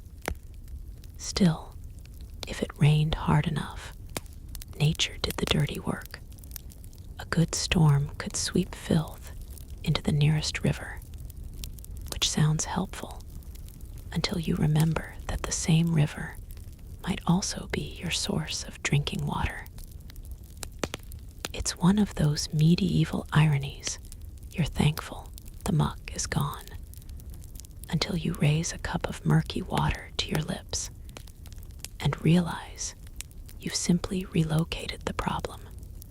The smell was so notorious that foreign visitors often wrote about it in travel accounts. Some described towns as reeking beyond belief. Others marveled that people could live in such conditions. Yet locals, accustomed to their surroundings, took it in stride. They had strategies. Perfumed pouches filled with herbs were carried under the nose. Church processions swung censers heavy with incense, not only as an offering to heaven, but also as a practical way to mask the worldly odors wafting through the nave. In some places, people scattered rushes or straw on floors to soak up spills and absorb smells. Though after a while, the rushes themselves became so foul that they were little better than what they replaced. There were occasional moments when townsfolk snapped and demanded better. Records exist of petitions to councils, asking them to deal with neighbors who allowed cesspits to overflow, or who slaughtered animals right on the street. You can imagine the annoyance. Try enjoying your bread and cheese while the neighbor is gutting a sheep 6 feet away, entrails glistening in the sun. Sometimes fines were issued, other times nothing happened, and people simply muttered and carried on. Medieval patience was both impressive and baffling. Of course, not every medieval town was equally foul. Some were genuinely cleaner than you might expect. Monastic communities, for instance, often kept things tidier, partly because of religious ideals about purity, and partly because monks valued order. Archaeological digs around monasteries have uncovered surprisingly sophisticated drainage systems.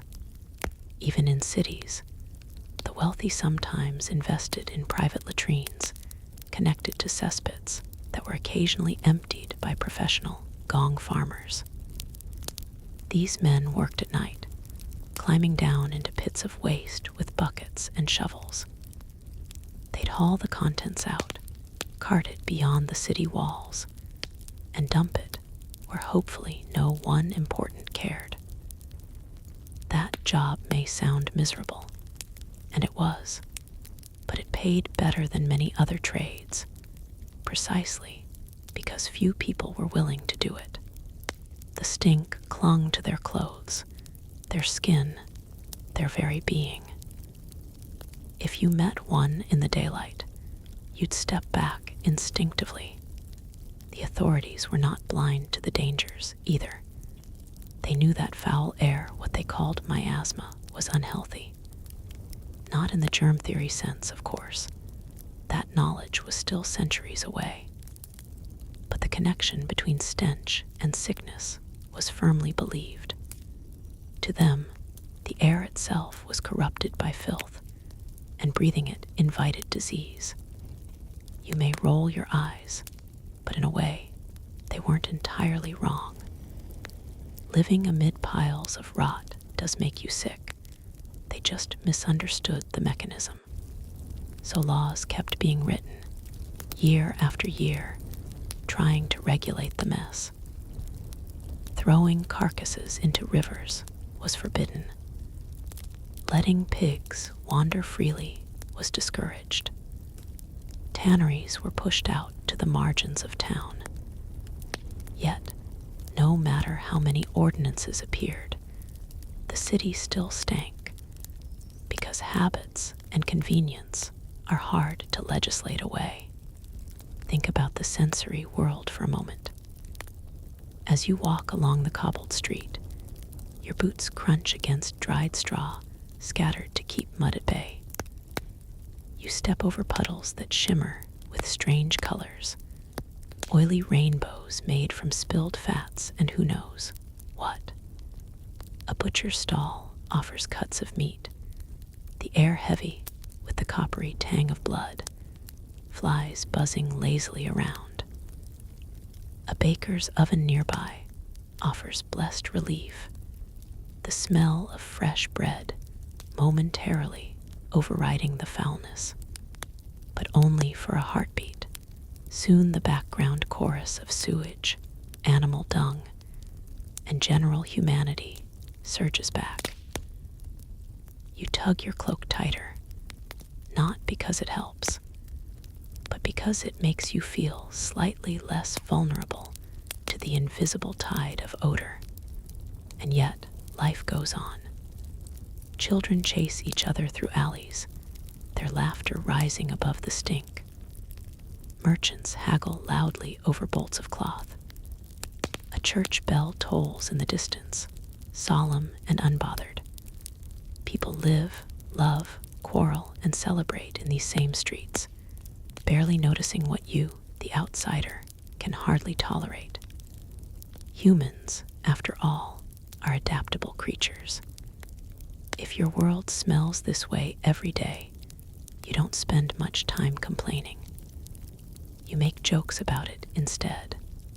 Somewhere, a medieval wit probably quipped that the real reason angels avoid towns is not sin, but the stench.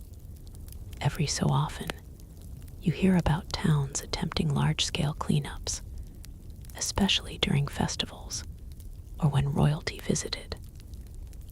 Imagine the mad scramble before the king's arrival, council members barking orders, rakers shoveling furiously, gutters being cleared, and barrels of herbs scattered to perfume the streets. It's a medieval version of tidying the house before guests arrive, except the house is a city and the mess is indescribable. For a day or two, things might look and smell halfway decent, but inevitably, life returned to normal and the piles began again. There's another layer to consider: status. Smells often carried social meaning. The stench of tanners or butchers marked them as lower-class trades, even if their work was vital. Perfumed garments and clean-smelling breath marked the wealthy as refined. Some scholars argue that the disgust aimed at bad smells wasn't just about health, but also about enforcing class divisions. Your stink revealed your rank. Historians still debate how much of medieval hygiene was practical and how much was symbolic. But the consensus is clear enough. Smell mattered. It could open doors or close them. You pause at a street corner, dodging a man carrying a bucket, sloshing ominously. He heads toward a ditch at the edge of town, where he'll dump it without ceremony. You look down that alley and see others doing the same. Waste management, medieval style, is both communal and chaotic. The streets themselves become extensions of households, receiving whatever can't be kept indoors. Modern you may recoil, but medieval you would shrug and carry on. There are chores to do, bread to buy, gossip to hear. The city may stink, but it's alive, and that vibrancy carries you forward. Nose wrinkled, but spirits oddly lifted. You find yourself following the sound of running water, half expecting relief from the ever-present stench. But what greets you is both fascinating and disappointing. The town's river is not a sparkling ribbon of purity.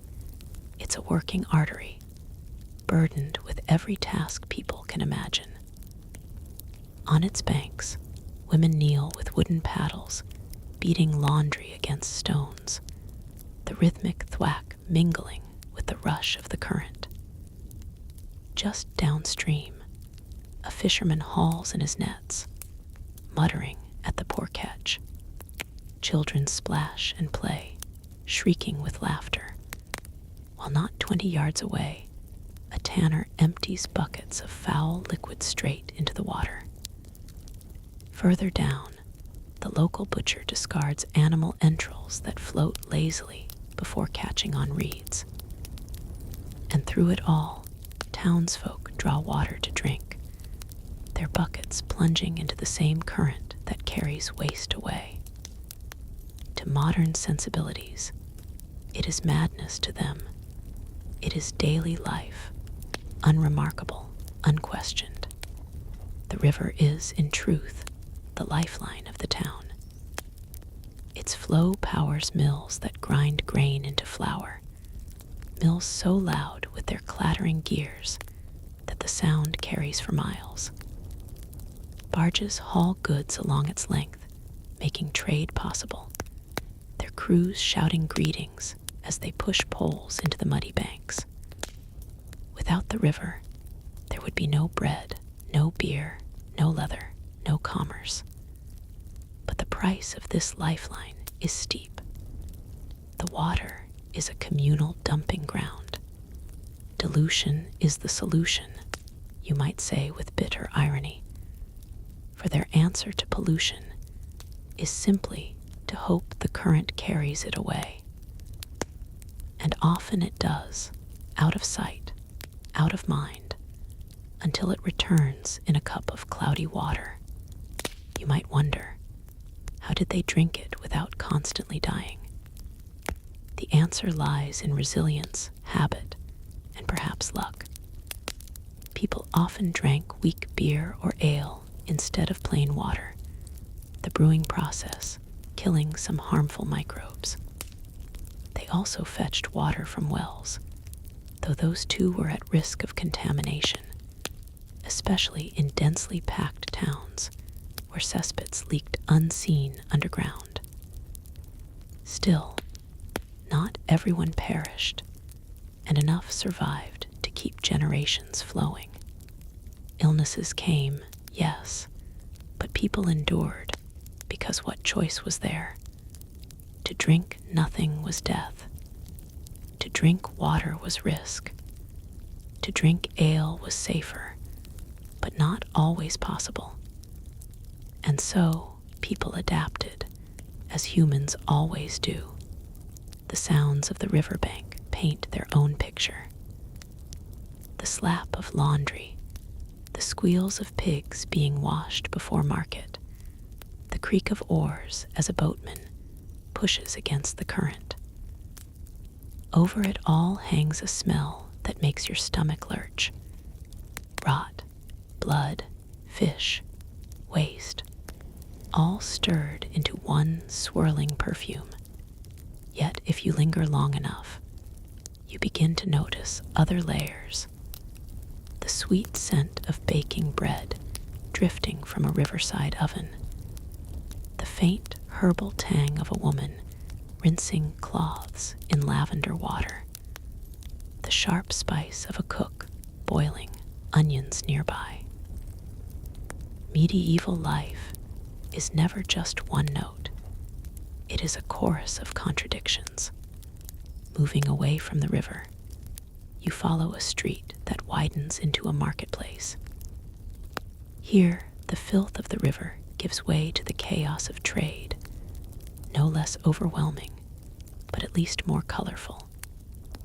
Stalls crowd the square, their canopies of rough cloth flapping in the breeze. Merchants cry out their wares, bolts of wool, baskets of apples, pots of honey, salted fish stacked in pyramids, garlic strung in ropes, iron nails by the handful. The air is thick, with competing scents, cheese pungent enough to curl your hair, spices sharp and exotic, fresh-cut herbs bruised beneath the hands of sellers. Dogs weave between legs, snatching scraps. Chickens flutter underfoot, half tame, half wild. Somewhere a minstrel plays a tune on a fiddle, his hat on the ground waiting for coins. But look closer, and you see the hidden cost of this abundance. Flies swarm over uncovered meat. The fish gleams less with freshness and more with the sheen of beginning decay. Fruits are bruised, their sweetness already turning sour. Buyers prod, sniff, argue, demand better prices. Sellers swear their goods are fresh, though you can't help noticing how quickly their eyes dart away. Bargaining is part of the ritual, and both sides know it. A good housewife leaves the market with baskets full. Her pride not only in the goods, but in the coins she saved. You pass a stall where a spice merchant displays tiny packets of pepper, cinnamon, and saffron as if they were gold. And in truth, they nearly are, for these spices have traveled across continents, guarded, stolen, taxed, and coveted. They are the luxury of the wealthy, proof of status. For most townsfolk, the staples are simpler: onions, beans, rye bread, salted herring. And beer, always beer, weak or strong, because thirst waits for no one. Beyond the stalls, craftsmen hammer, carve, and stitch in open workshops that double as storefronts. A blacksmith, his face streaked with soot, hammers glowing iron into a horseshoe, the sparks flying like fireflies. A cooper shapes staves into barrels, the sound of his mallet echoing. A shoemaker bends over leather, all in hand, stitching carefully. Their goods are practical, their lives steady, their skills passed from father to son, mother to daughter. Apprentices scurry like shadows, fetching tools, holding boards, sweeping shavings. They will spend years learning their craft, often sleeping under the master's roof, bound to service until their time is done. The marketplace is also the stage for justice. At its center stands the pillory, empty today, but waiting for the next offender, maybe a baker who sold short-weight bread, maybe a thief caught with a stolen purse. Public humiliation is as much a punishment as any fine, the crowd jeering, throwing rotten vegetables, spitting insults. It is a reminder to all: order must be maintained, even if the streets themselves seem anarchic. You continue on, weaving through the crowd, and hear the toll of the church bell. It calls not only to prayer, but also to time itself. In a world without clocks in every home, the bell orders the day. Matins, terce, sext, vespers. You glance toward the church and see its spire rising above the rooftops, the one structure designed to lift eyes heavenward amid the mess below. Inside, incense curls through shafts of light, candles flicker, and the stone hushes every whisper. Here, at least, the smells of the street are kept at bay, replaced with beeswax and frankincense. Here, order and beauty are carved into stone, a deliberate contrast to the chaos outside. Yet even the church cannot escape the world entirely. Pigeons roost in its eaves. The graveyard surrounding it seeps faint odors of its own, for burial grounds in crowded towns fill quickly. Graves sometimes reused before they've had proper time to settle. Bones are gathered into charnel houses, stacked neatly, reminders of mortality for all who pass. Memento mori asterisk, the stones whisper, and indeed, no one here needs much reminding. As the sun dips lower, shadows lengthen across the town, and the marketplace begins to close. Stalls are packed up, scraps swept into the gutter. Though swept is generous, much of it remains, waiting for the next rain to wash it into the river. Candles and rushlights flicker in windows as households prepare their evening meals. Fires crackle, pots simmer, the comforting sense of pottage and bread fighting valiantly against the underlying rot. Families gather, voices rising in chatter and laughter. For all its filth, the town is alive, pulsing with energy, resilient against its own squalor. Night brings its own atmosphere. Without street lamps, darkness falls thick and heavy, broken only by torches carried by watchmen. Their voices call the hours, reminding townsfolk that order still exists in the dark. Yet danger lurks thieves, drunkards, troublemakers. Doors are barred, shutters closed. The town shrinks into itself, each household a tiny island of light and warmth. Outside, the streets are quiet, but not silent. The creak of a cart late from the fields, the bark of a dog, the splash of something unmentionable tossed into the gutter under cover of night.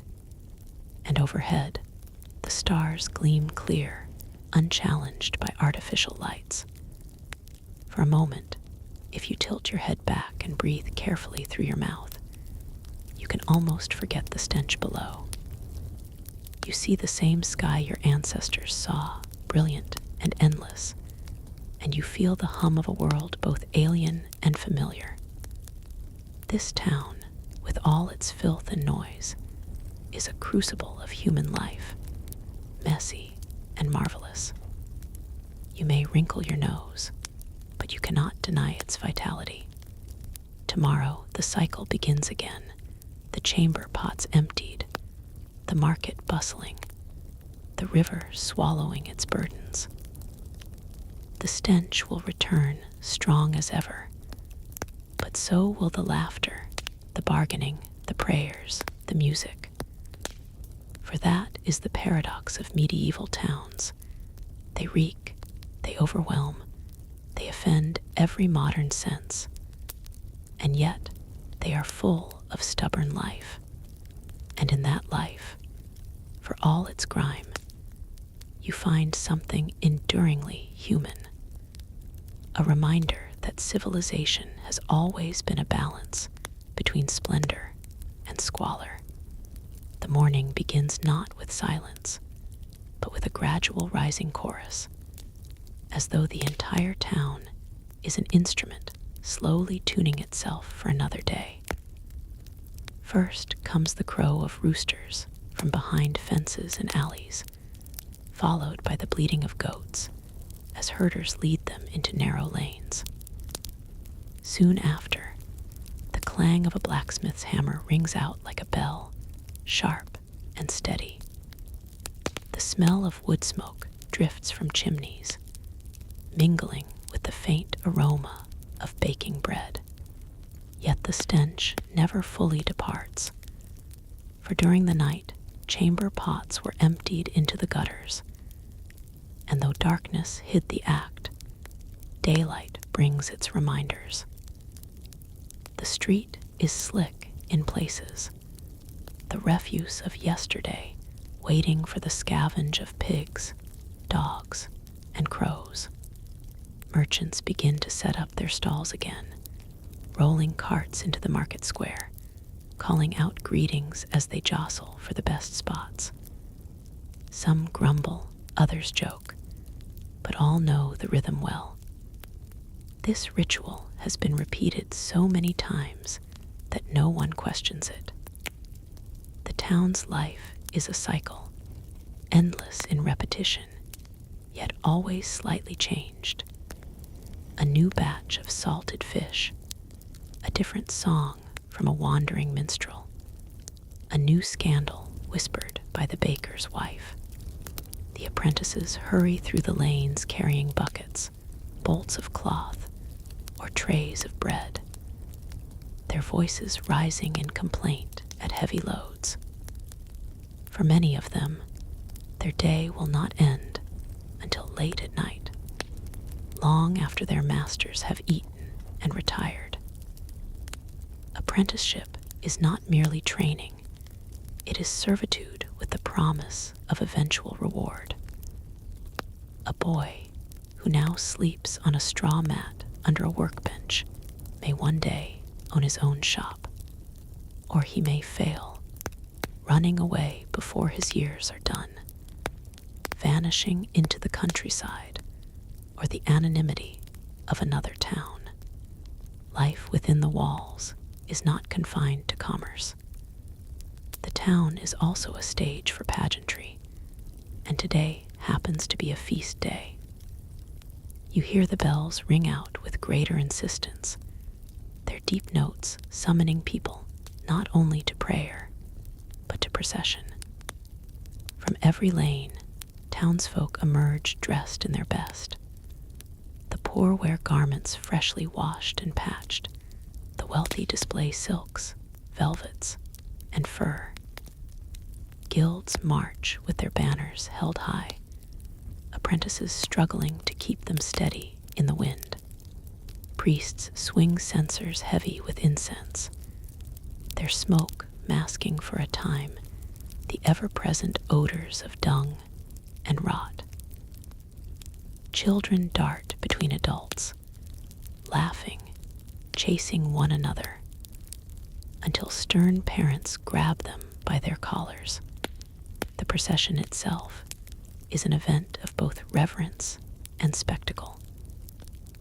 Relics are carried through the streets, bones of saints, pieces of cloth, gilded icons, objects believed to guard the town from plague, fire, and famine. Candles flicker, wax dripping on cobblestones. Hymns echo against the timbered houses, their melodies haunting in their simplicity. For a moment, even the most hardened townsfolk bow their heads, the noise softening to a hush. Faith binds them together as tightly as walls do, a shared certainty in a world of uncertainty. After the solemnity, however, comes celebration.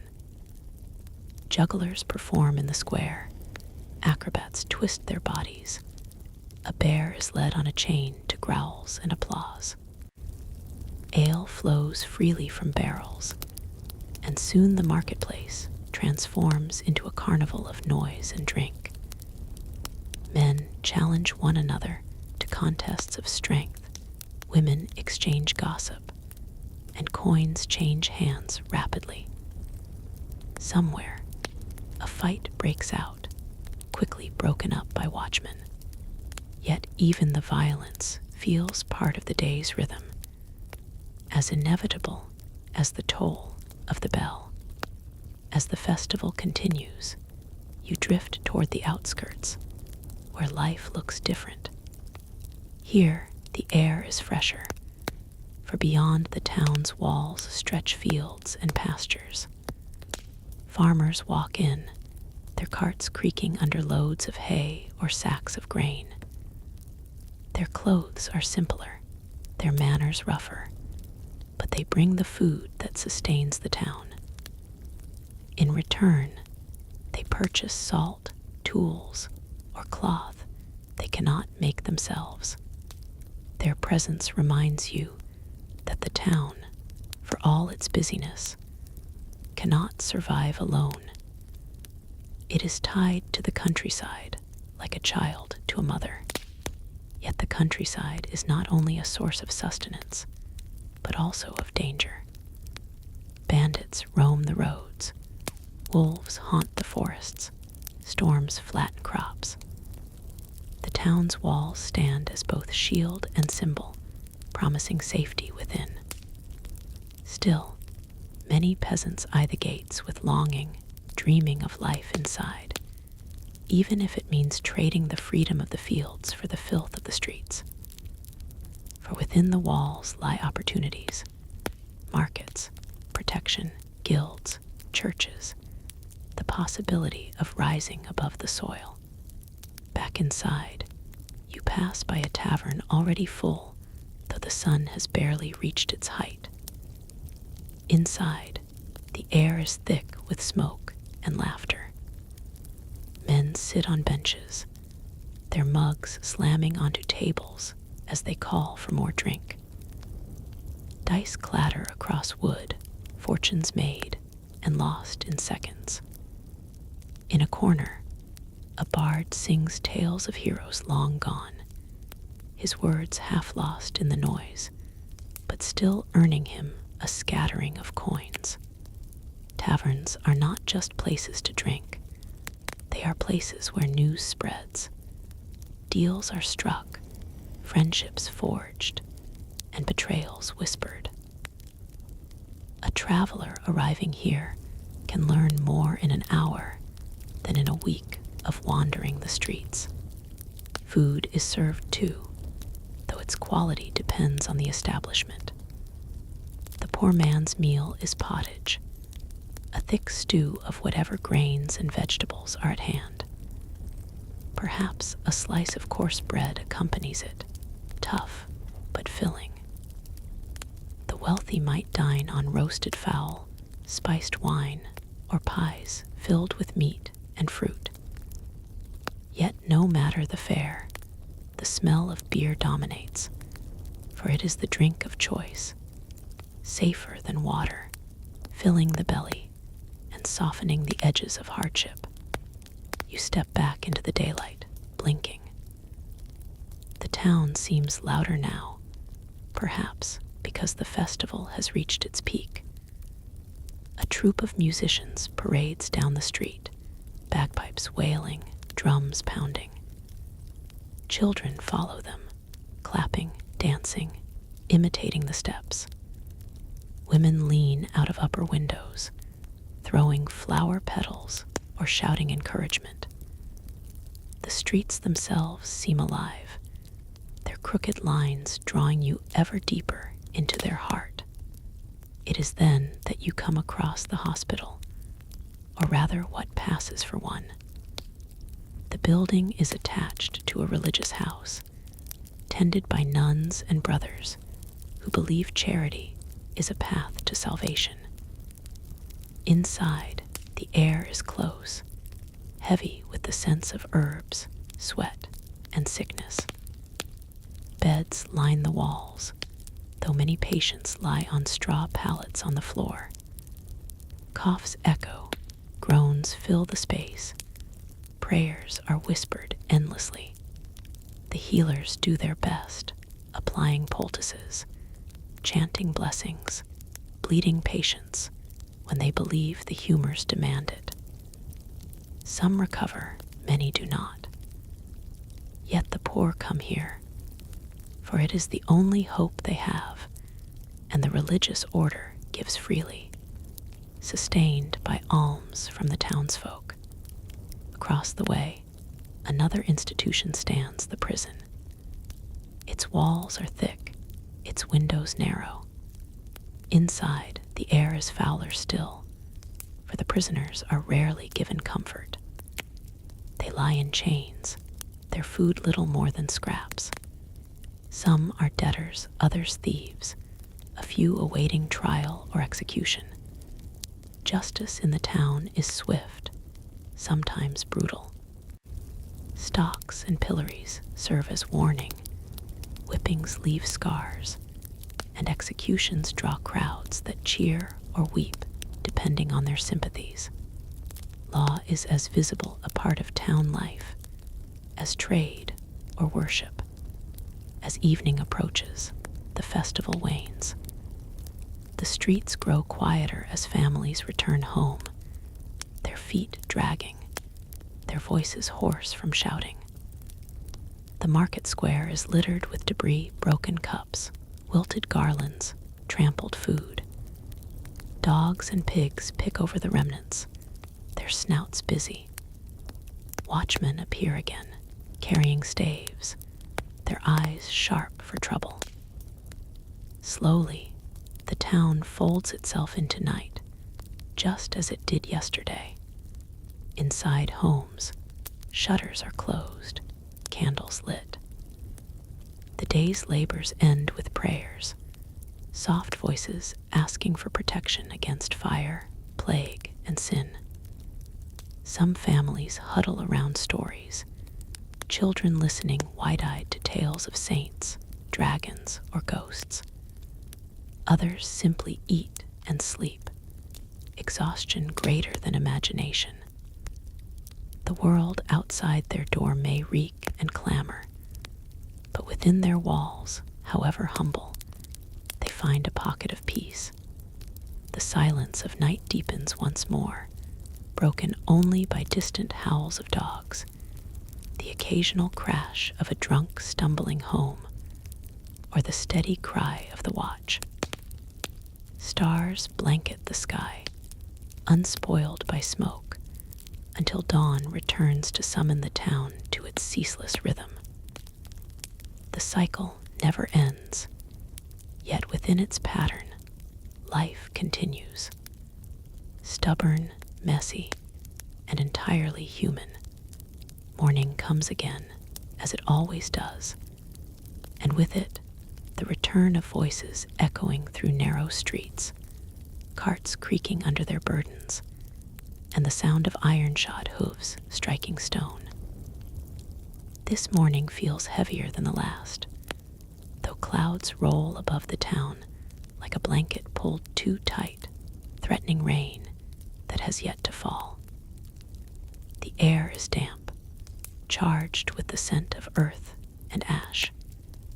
Smoke curls from chimneys early, for households wish to warm themselves before the storm breaks. The market awakens slower than usual, merchants cautious about the sky. Still, life must go on, and so stalls appear, awnings stretched to shield from possible downpour. The cries of hawkers begin once more. Dried fish, salted meat, bolts of cloth, pewter cups, knives, spools of thread, beeswax candles. Buyers haggle, voices rising, hands waving in the air as if their gestures could lower the price.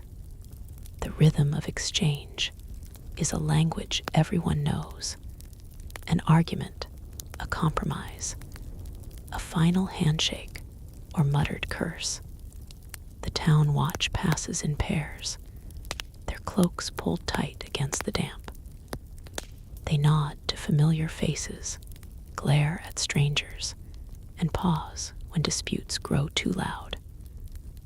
Though their staves are more symbol than weapon, they are taken seriously. Behind them lies the authority of the Lord and the threat of prison. Law keeps the town's chaos contained, never erased, but bound just tightly enough that life can continue. Children run between legs, laughing, dodging hands that reach to swat them. Some chase after a stray dog that darts with a scrap of food in its jaws. Others climb onto barrels to watch a juggler performing tricks with colored balls. The laughter of the young cuts through the heaviness of the air, reminding all who hear it that life persists despite burdens. A woman selling bread gives a heel to a boy too poor to buy, cuffing him gently when he thanks her too eagerly. Acts of kindness here are quiet, often disguised as irritation, for to give without sternness might invite endless begging. The guild halls stir with life as well. Apprentices sweep floors, polish tools, or carry messages for their masters. Journeymen debate prices and techniques, their voices sharp with pride, while masters sit at long tables, cups of ale before them, deciding matters of craft and law. To belong to a guild is to belong to power, for without its approval, a craftsman cannot sell his goods. Guild law binds tighter than any rope, but it also protects, ensuring fair wages, punishing cheats, and supporting widows of members. Within those halls, the town's future is hammered, stitched, brewed, and bargained into existence. As the morning deepens, bells ring from the church, their sound carrying even through the thick clouds. Townsfolk pause, crossing themselves or bowing heads before returning to their work. Religion is never far from thought. Saints are invoked before meals, prayers whispered before sleep, blessings sought before journeys. The church stands as both spiritual and political heart, its stone towers rising above timbered roofs, its priests both shepherds and arbiters. They hear confessions, settle disputes, preach sermons warning against sin, and remind the people of heaven and hell that wait beyond this life. Yet outside those holy walls, sin thrives nonetheless. Taverns fill again before noon, despite the watch's attempts to keep order. Ale flows, dice roll, tempers flare. A man curses loudly at his loss, another laughs too hard at his fortune, and before long fists fly. The fight spills into the street, watched by a gathering crowd. Some cheer, some bet on the outcome, and only when blood stains the cobbles do the watchmen finally step in, dragging the brawlers apart. Punishment will be swift stocks, a fine, perhaps a night in prison. But for now, the crowd disperses, chattering excitedly, as if the violence was no more than another form of entertainment. Rain finally begins to fall in the afternoon, heavy drops darkening the earth and drumming on wooden roofs. Merchants scramble to cover their goods, spreading cloth over baskets and crates. Streets grow slick, gutters fill, refuse carried along in small rivers of filth. Cloaks are drawn tighter, hoods pulled up, and those without shelter hurry for any doorway that will offer it. The smell intensifies: wet straw, dung, smoke, unwashed bodies pressed close under awnings. The town shrinks under the storm, huddling in pockets of dryness where laughter and complaint rise together. Inside one such tavern, fire roars in the hearth, heat battling the damp air. Patrons crowd close, their cloaks steaming as they drink. A bard sings again, his lute jangling beneath his voice. The tale this time is of betrayal, of a knight slain by his closest friend, of vengeance drawn out over years, of justice delivered in the end. The crowd listens, some nodding in grim agreement, others murmuring prayers. Stories carry weight here, shaping thought as much as law or sermon. Through tales, the past lives again, lessons whispered between lines of verse. The storm continues into evening, but life adjusts. Lamps are lit early, flickering in windows, casting the streets into pools of gold amid shadow. The watch calls out again, voices muffled by rain but steady. Inside homes, families gather closer around their hearths, bowls of pottage steaming, bread torn and passed from hand to hand. Children are told stories, not of betrayal this time, but of saints and miracles, dragons slain by holy men, visions of heaven. They listen wide-eyed, safe within walls that creak under the wind. The prison is less forgiving. Rain drips through cracks, pooling on stone floors where prisoners lie chained. Some curse, others whimper, a few pray. The guards are little better off, their torches sputtering, their feet numb with cold. The night is long for all, but the prisoners suffer most, their bodies soaked, their futures uncertain. Some will see release at dawn, others punishment, a few death. In the town's eyes, justice is balance restored, yet for those inside, it feels more like misery prolonged. Far above, in the Lord's manor, the storm is no more than a nuisance. Fires blaze in great hearths. Meals are served hot and rich. Musicians play softly in the hall. Nobles and their guests speak of politics, marriages, alliances, and wars fought in distant lands. For them, the storm is background, an inconvenience at most. Servants rush to dry cloaks, to pour wine, to keep plates full. The gulf between this world and the one in the streets below is vast. Yet both exist within the same walls, bound by necessity.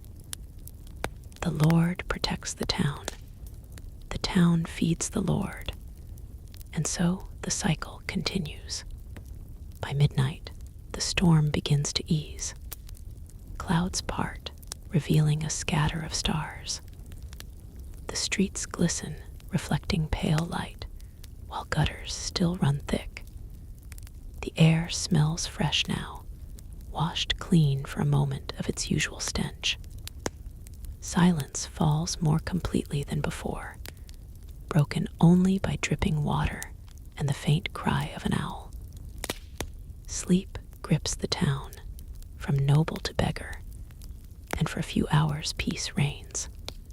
When dawn comes again, the cycle begins anew. Smoke rises, bells ring, voices fill the streets. The storm is already memory, its damaged minor roofs leaking, a wall weakened, a tree fallen outside the gate. Life moves on quickly, for life cannot pause. Farmers arrive with carts, craftsmen open shops, merchants haggle, children play, priests preach. The town breathes, endlessly repeating its rhythm, changing only in small ways, yet always alive. And within that repetition lies its endurance. Each day echoes the one before, yet no two are ever quite the same. A new face appears in the market. A child is born, a man dies. A bargain is struck, a theft committed, a prayer whispered. The town is a living thing, fed by its people, shaped by their labors and their sins, their faith and their folly. Walls hold it together, but it is voices, footsteps, and hearts that make it real. Evening falls once more, and as candles are lit and shutters closed, you understand that the story of this place is never ending. It is not written in books or carved in stone, but lived every day by those who rise with the dawn and sleep beneath the stars. The town endures because they endure, and they endure because the town binds them, shelters them, defines them. Together, they are one messy, foul, beautiful, fragile, eternal.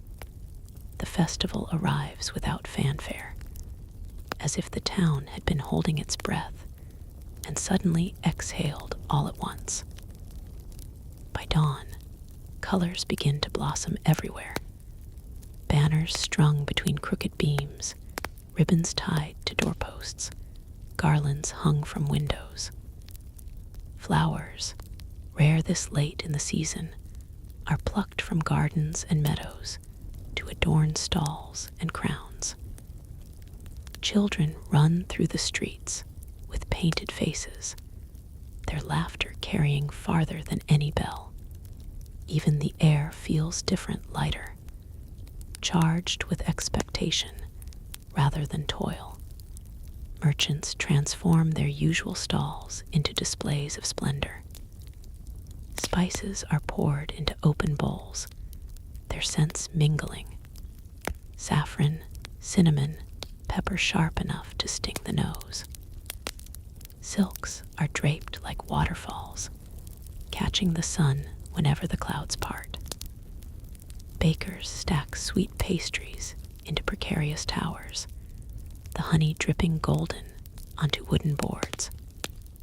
Brewers roll out fresh casks, foaming ale poured into mugs before coins even touch the counter.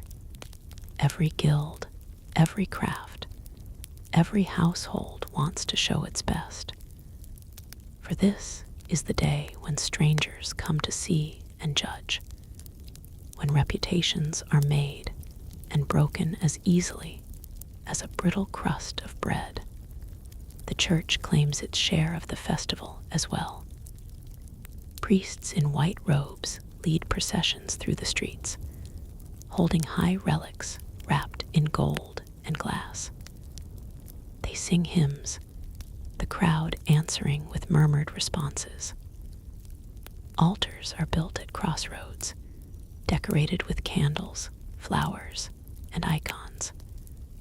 Pilgrims who arrived days earlier kneel before them, some weeping, some whispering prayers, some simply staring in awe.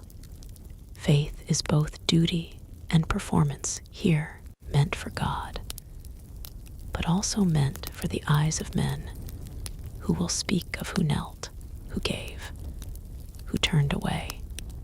At the heart of the square, a stage has been built.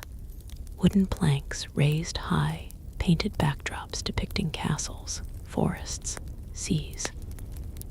Actors prepare behind the curtains, adjusting costumes sewn from bright cloth and patched with care. The plays they perform are half entertainment, half moral lesson comedies of foolish peasants, tragedies of proud kings, parables of saints. Crowds gather eagerly, pressing close, coins clutched in hands to pay for a better view. When the drum beats, the curtain rises, and for a while the world becomes larger, more vivid, shaped by words and gestures that echo long after the play is done. The jousting fields lie just beyond the walls, and there too the crowd gathers. Knights in gleaming armor ride their horses in slow circles, banners trailing behind them. The air is filled with the smell of trampled grass, sweat, and oil on steel. Trumpets sound, lances lower, and two riders charge. The clash is thunderous, wood splintering, shields shuddering, men nearly thrown from their saddles. The audience roars, hats tossed into the air, bets shouted across the field. Victory brings honor and coin, defeat shame, but also sympathy. Every strike is watched, every fall remembered, for in the spectacle lies proof of strength and courage that common folk both envy and admire. Games spread everywhere, archery contests with brightly painted targets, wrestling matches where men grapple until one yields, races where children chase each other barefoot through muddy lanes. Musicians fill the gaps between contests, fiddles, flutes, drums, weaving together into a music that no one can resist. Old men tap their feet, women clap, and children dance in circles until they fall laughing to the ground. The festival belongs to everyone, high and low, rich and poor. All find their place within it, if only for a day. Yet not all is joy. Where crowds gather, so too do thieves. Pickpockets move silently, their hands deft as they slip into purses, cut strings, or lift trinkets. Some are caught, dragged before the watch, their protests drowned by jeers. Punishments are swift, a hand struck, a mark branded, a day in the stocks. Others escape unseen, their gains hidden, their faces blending back into the throng. The festival is a feast, not just for the honest, but for the cunning. And the town knows it, though it pretends otherwise. By evening, fires are lit in great circles. Food is shared roasted meats, stews thick with vegetables, loaves broken and passed from hand to hand. Ale flows freely, cups raised in toasts to saints, to lords, to life itself. Songs rise, some bawdy, some holy, some so old no one remembers their beginning. Dancers spin, their shadows flickering across walls, their movements wild and free. The night belongs to no one, yet everyone claims it, surrendering themselves to joy, as if tomorrow might never come. And when tomorrow does come, it comes with weariness. Streets are littered with scraps of cloth, broken cups, wilted flowers. The watch patrols with heavier steps, dragging drunkards from doorways. Merchants grumble as they count their coin, pleased and angry in equal measure. Priests preach of moderation, warning that joy too easily slips into sin. The town sighs, stretches, and returns to work. Though for days the festival lingers in conversation, who won, who lost, who sang best, who kissed whom in the shadows of the alleys. Memory itself becomes another kind of celebration, softer, but no less real. Seasons turn after that. Leaves fall, fields empty, markets change. No longer do farmers arrive with baskets heavy with fruit. Now they bring sacks of grain, bundles of firewood, salted meats. Cloaks grow thicker, fires burn longer, nights stretch deeper. The town adjusts, as it always has, each season demanding something new yet familiar. Winter means hunger, sickness, cold that seeps into bones. Yet it also means gatherings around fires, stories told to chase away the dark, small joys treasured because they are rare. Snow arrives one night without warning. The rooftops whiten, the streets soften, the air grows hushed. Children wake first, rushing out to play, their shouts piercing the stillness. Soon the town joins them, merchants clearing paths, watchmen stamping feet, priests blessing the snow as a gift of purity. The world feels smaller, closer, wrapped in white silence. Hunger and hardship remain, but for a moment, beauty softens them, making even suffering seem less cruel. Yet winter presses hard. Supplies dwindle, fires consume wood faster than it can be brought, and illness creeps through narrow alleys. Coughs echo from houses, fevers burn, funerals grow more frequent. The church bells toll often, their sound heavy with loss. Families huddle tighter, sharing blankets, sharing food, sharing hope. In those months, survival itself feels like victory, and every dawn is a blessing not to be taken for granted. And then, as always, spring comes. The thaw begins slowly, drips from roofs, puddles forming, patches of earth showing through the snow. Birds return, their songs startling after so much silence. The air warms, mud replaces ice, and the market grows lively once more. Farmers arrive with green shoots, craftsmen work longer hours, children run barefoot through the streets again. The town breathes deeply, as if waking from a long sleep, and life resumes its fuller rhythm. So the cycle turns, festival to famine, storm to calm, birth to death, and back again. The town endures, shaped by its people as much as it shapes them. They carry its memory in their bones, its rhythm in their hearts, its weight in their burdens. And though years pass, though names are forgotten and stories fade, the essence remains: this place, these walls, these lives woven together into something greater than any one of them could ever be alone.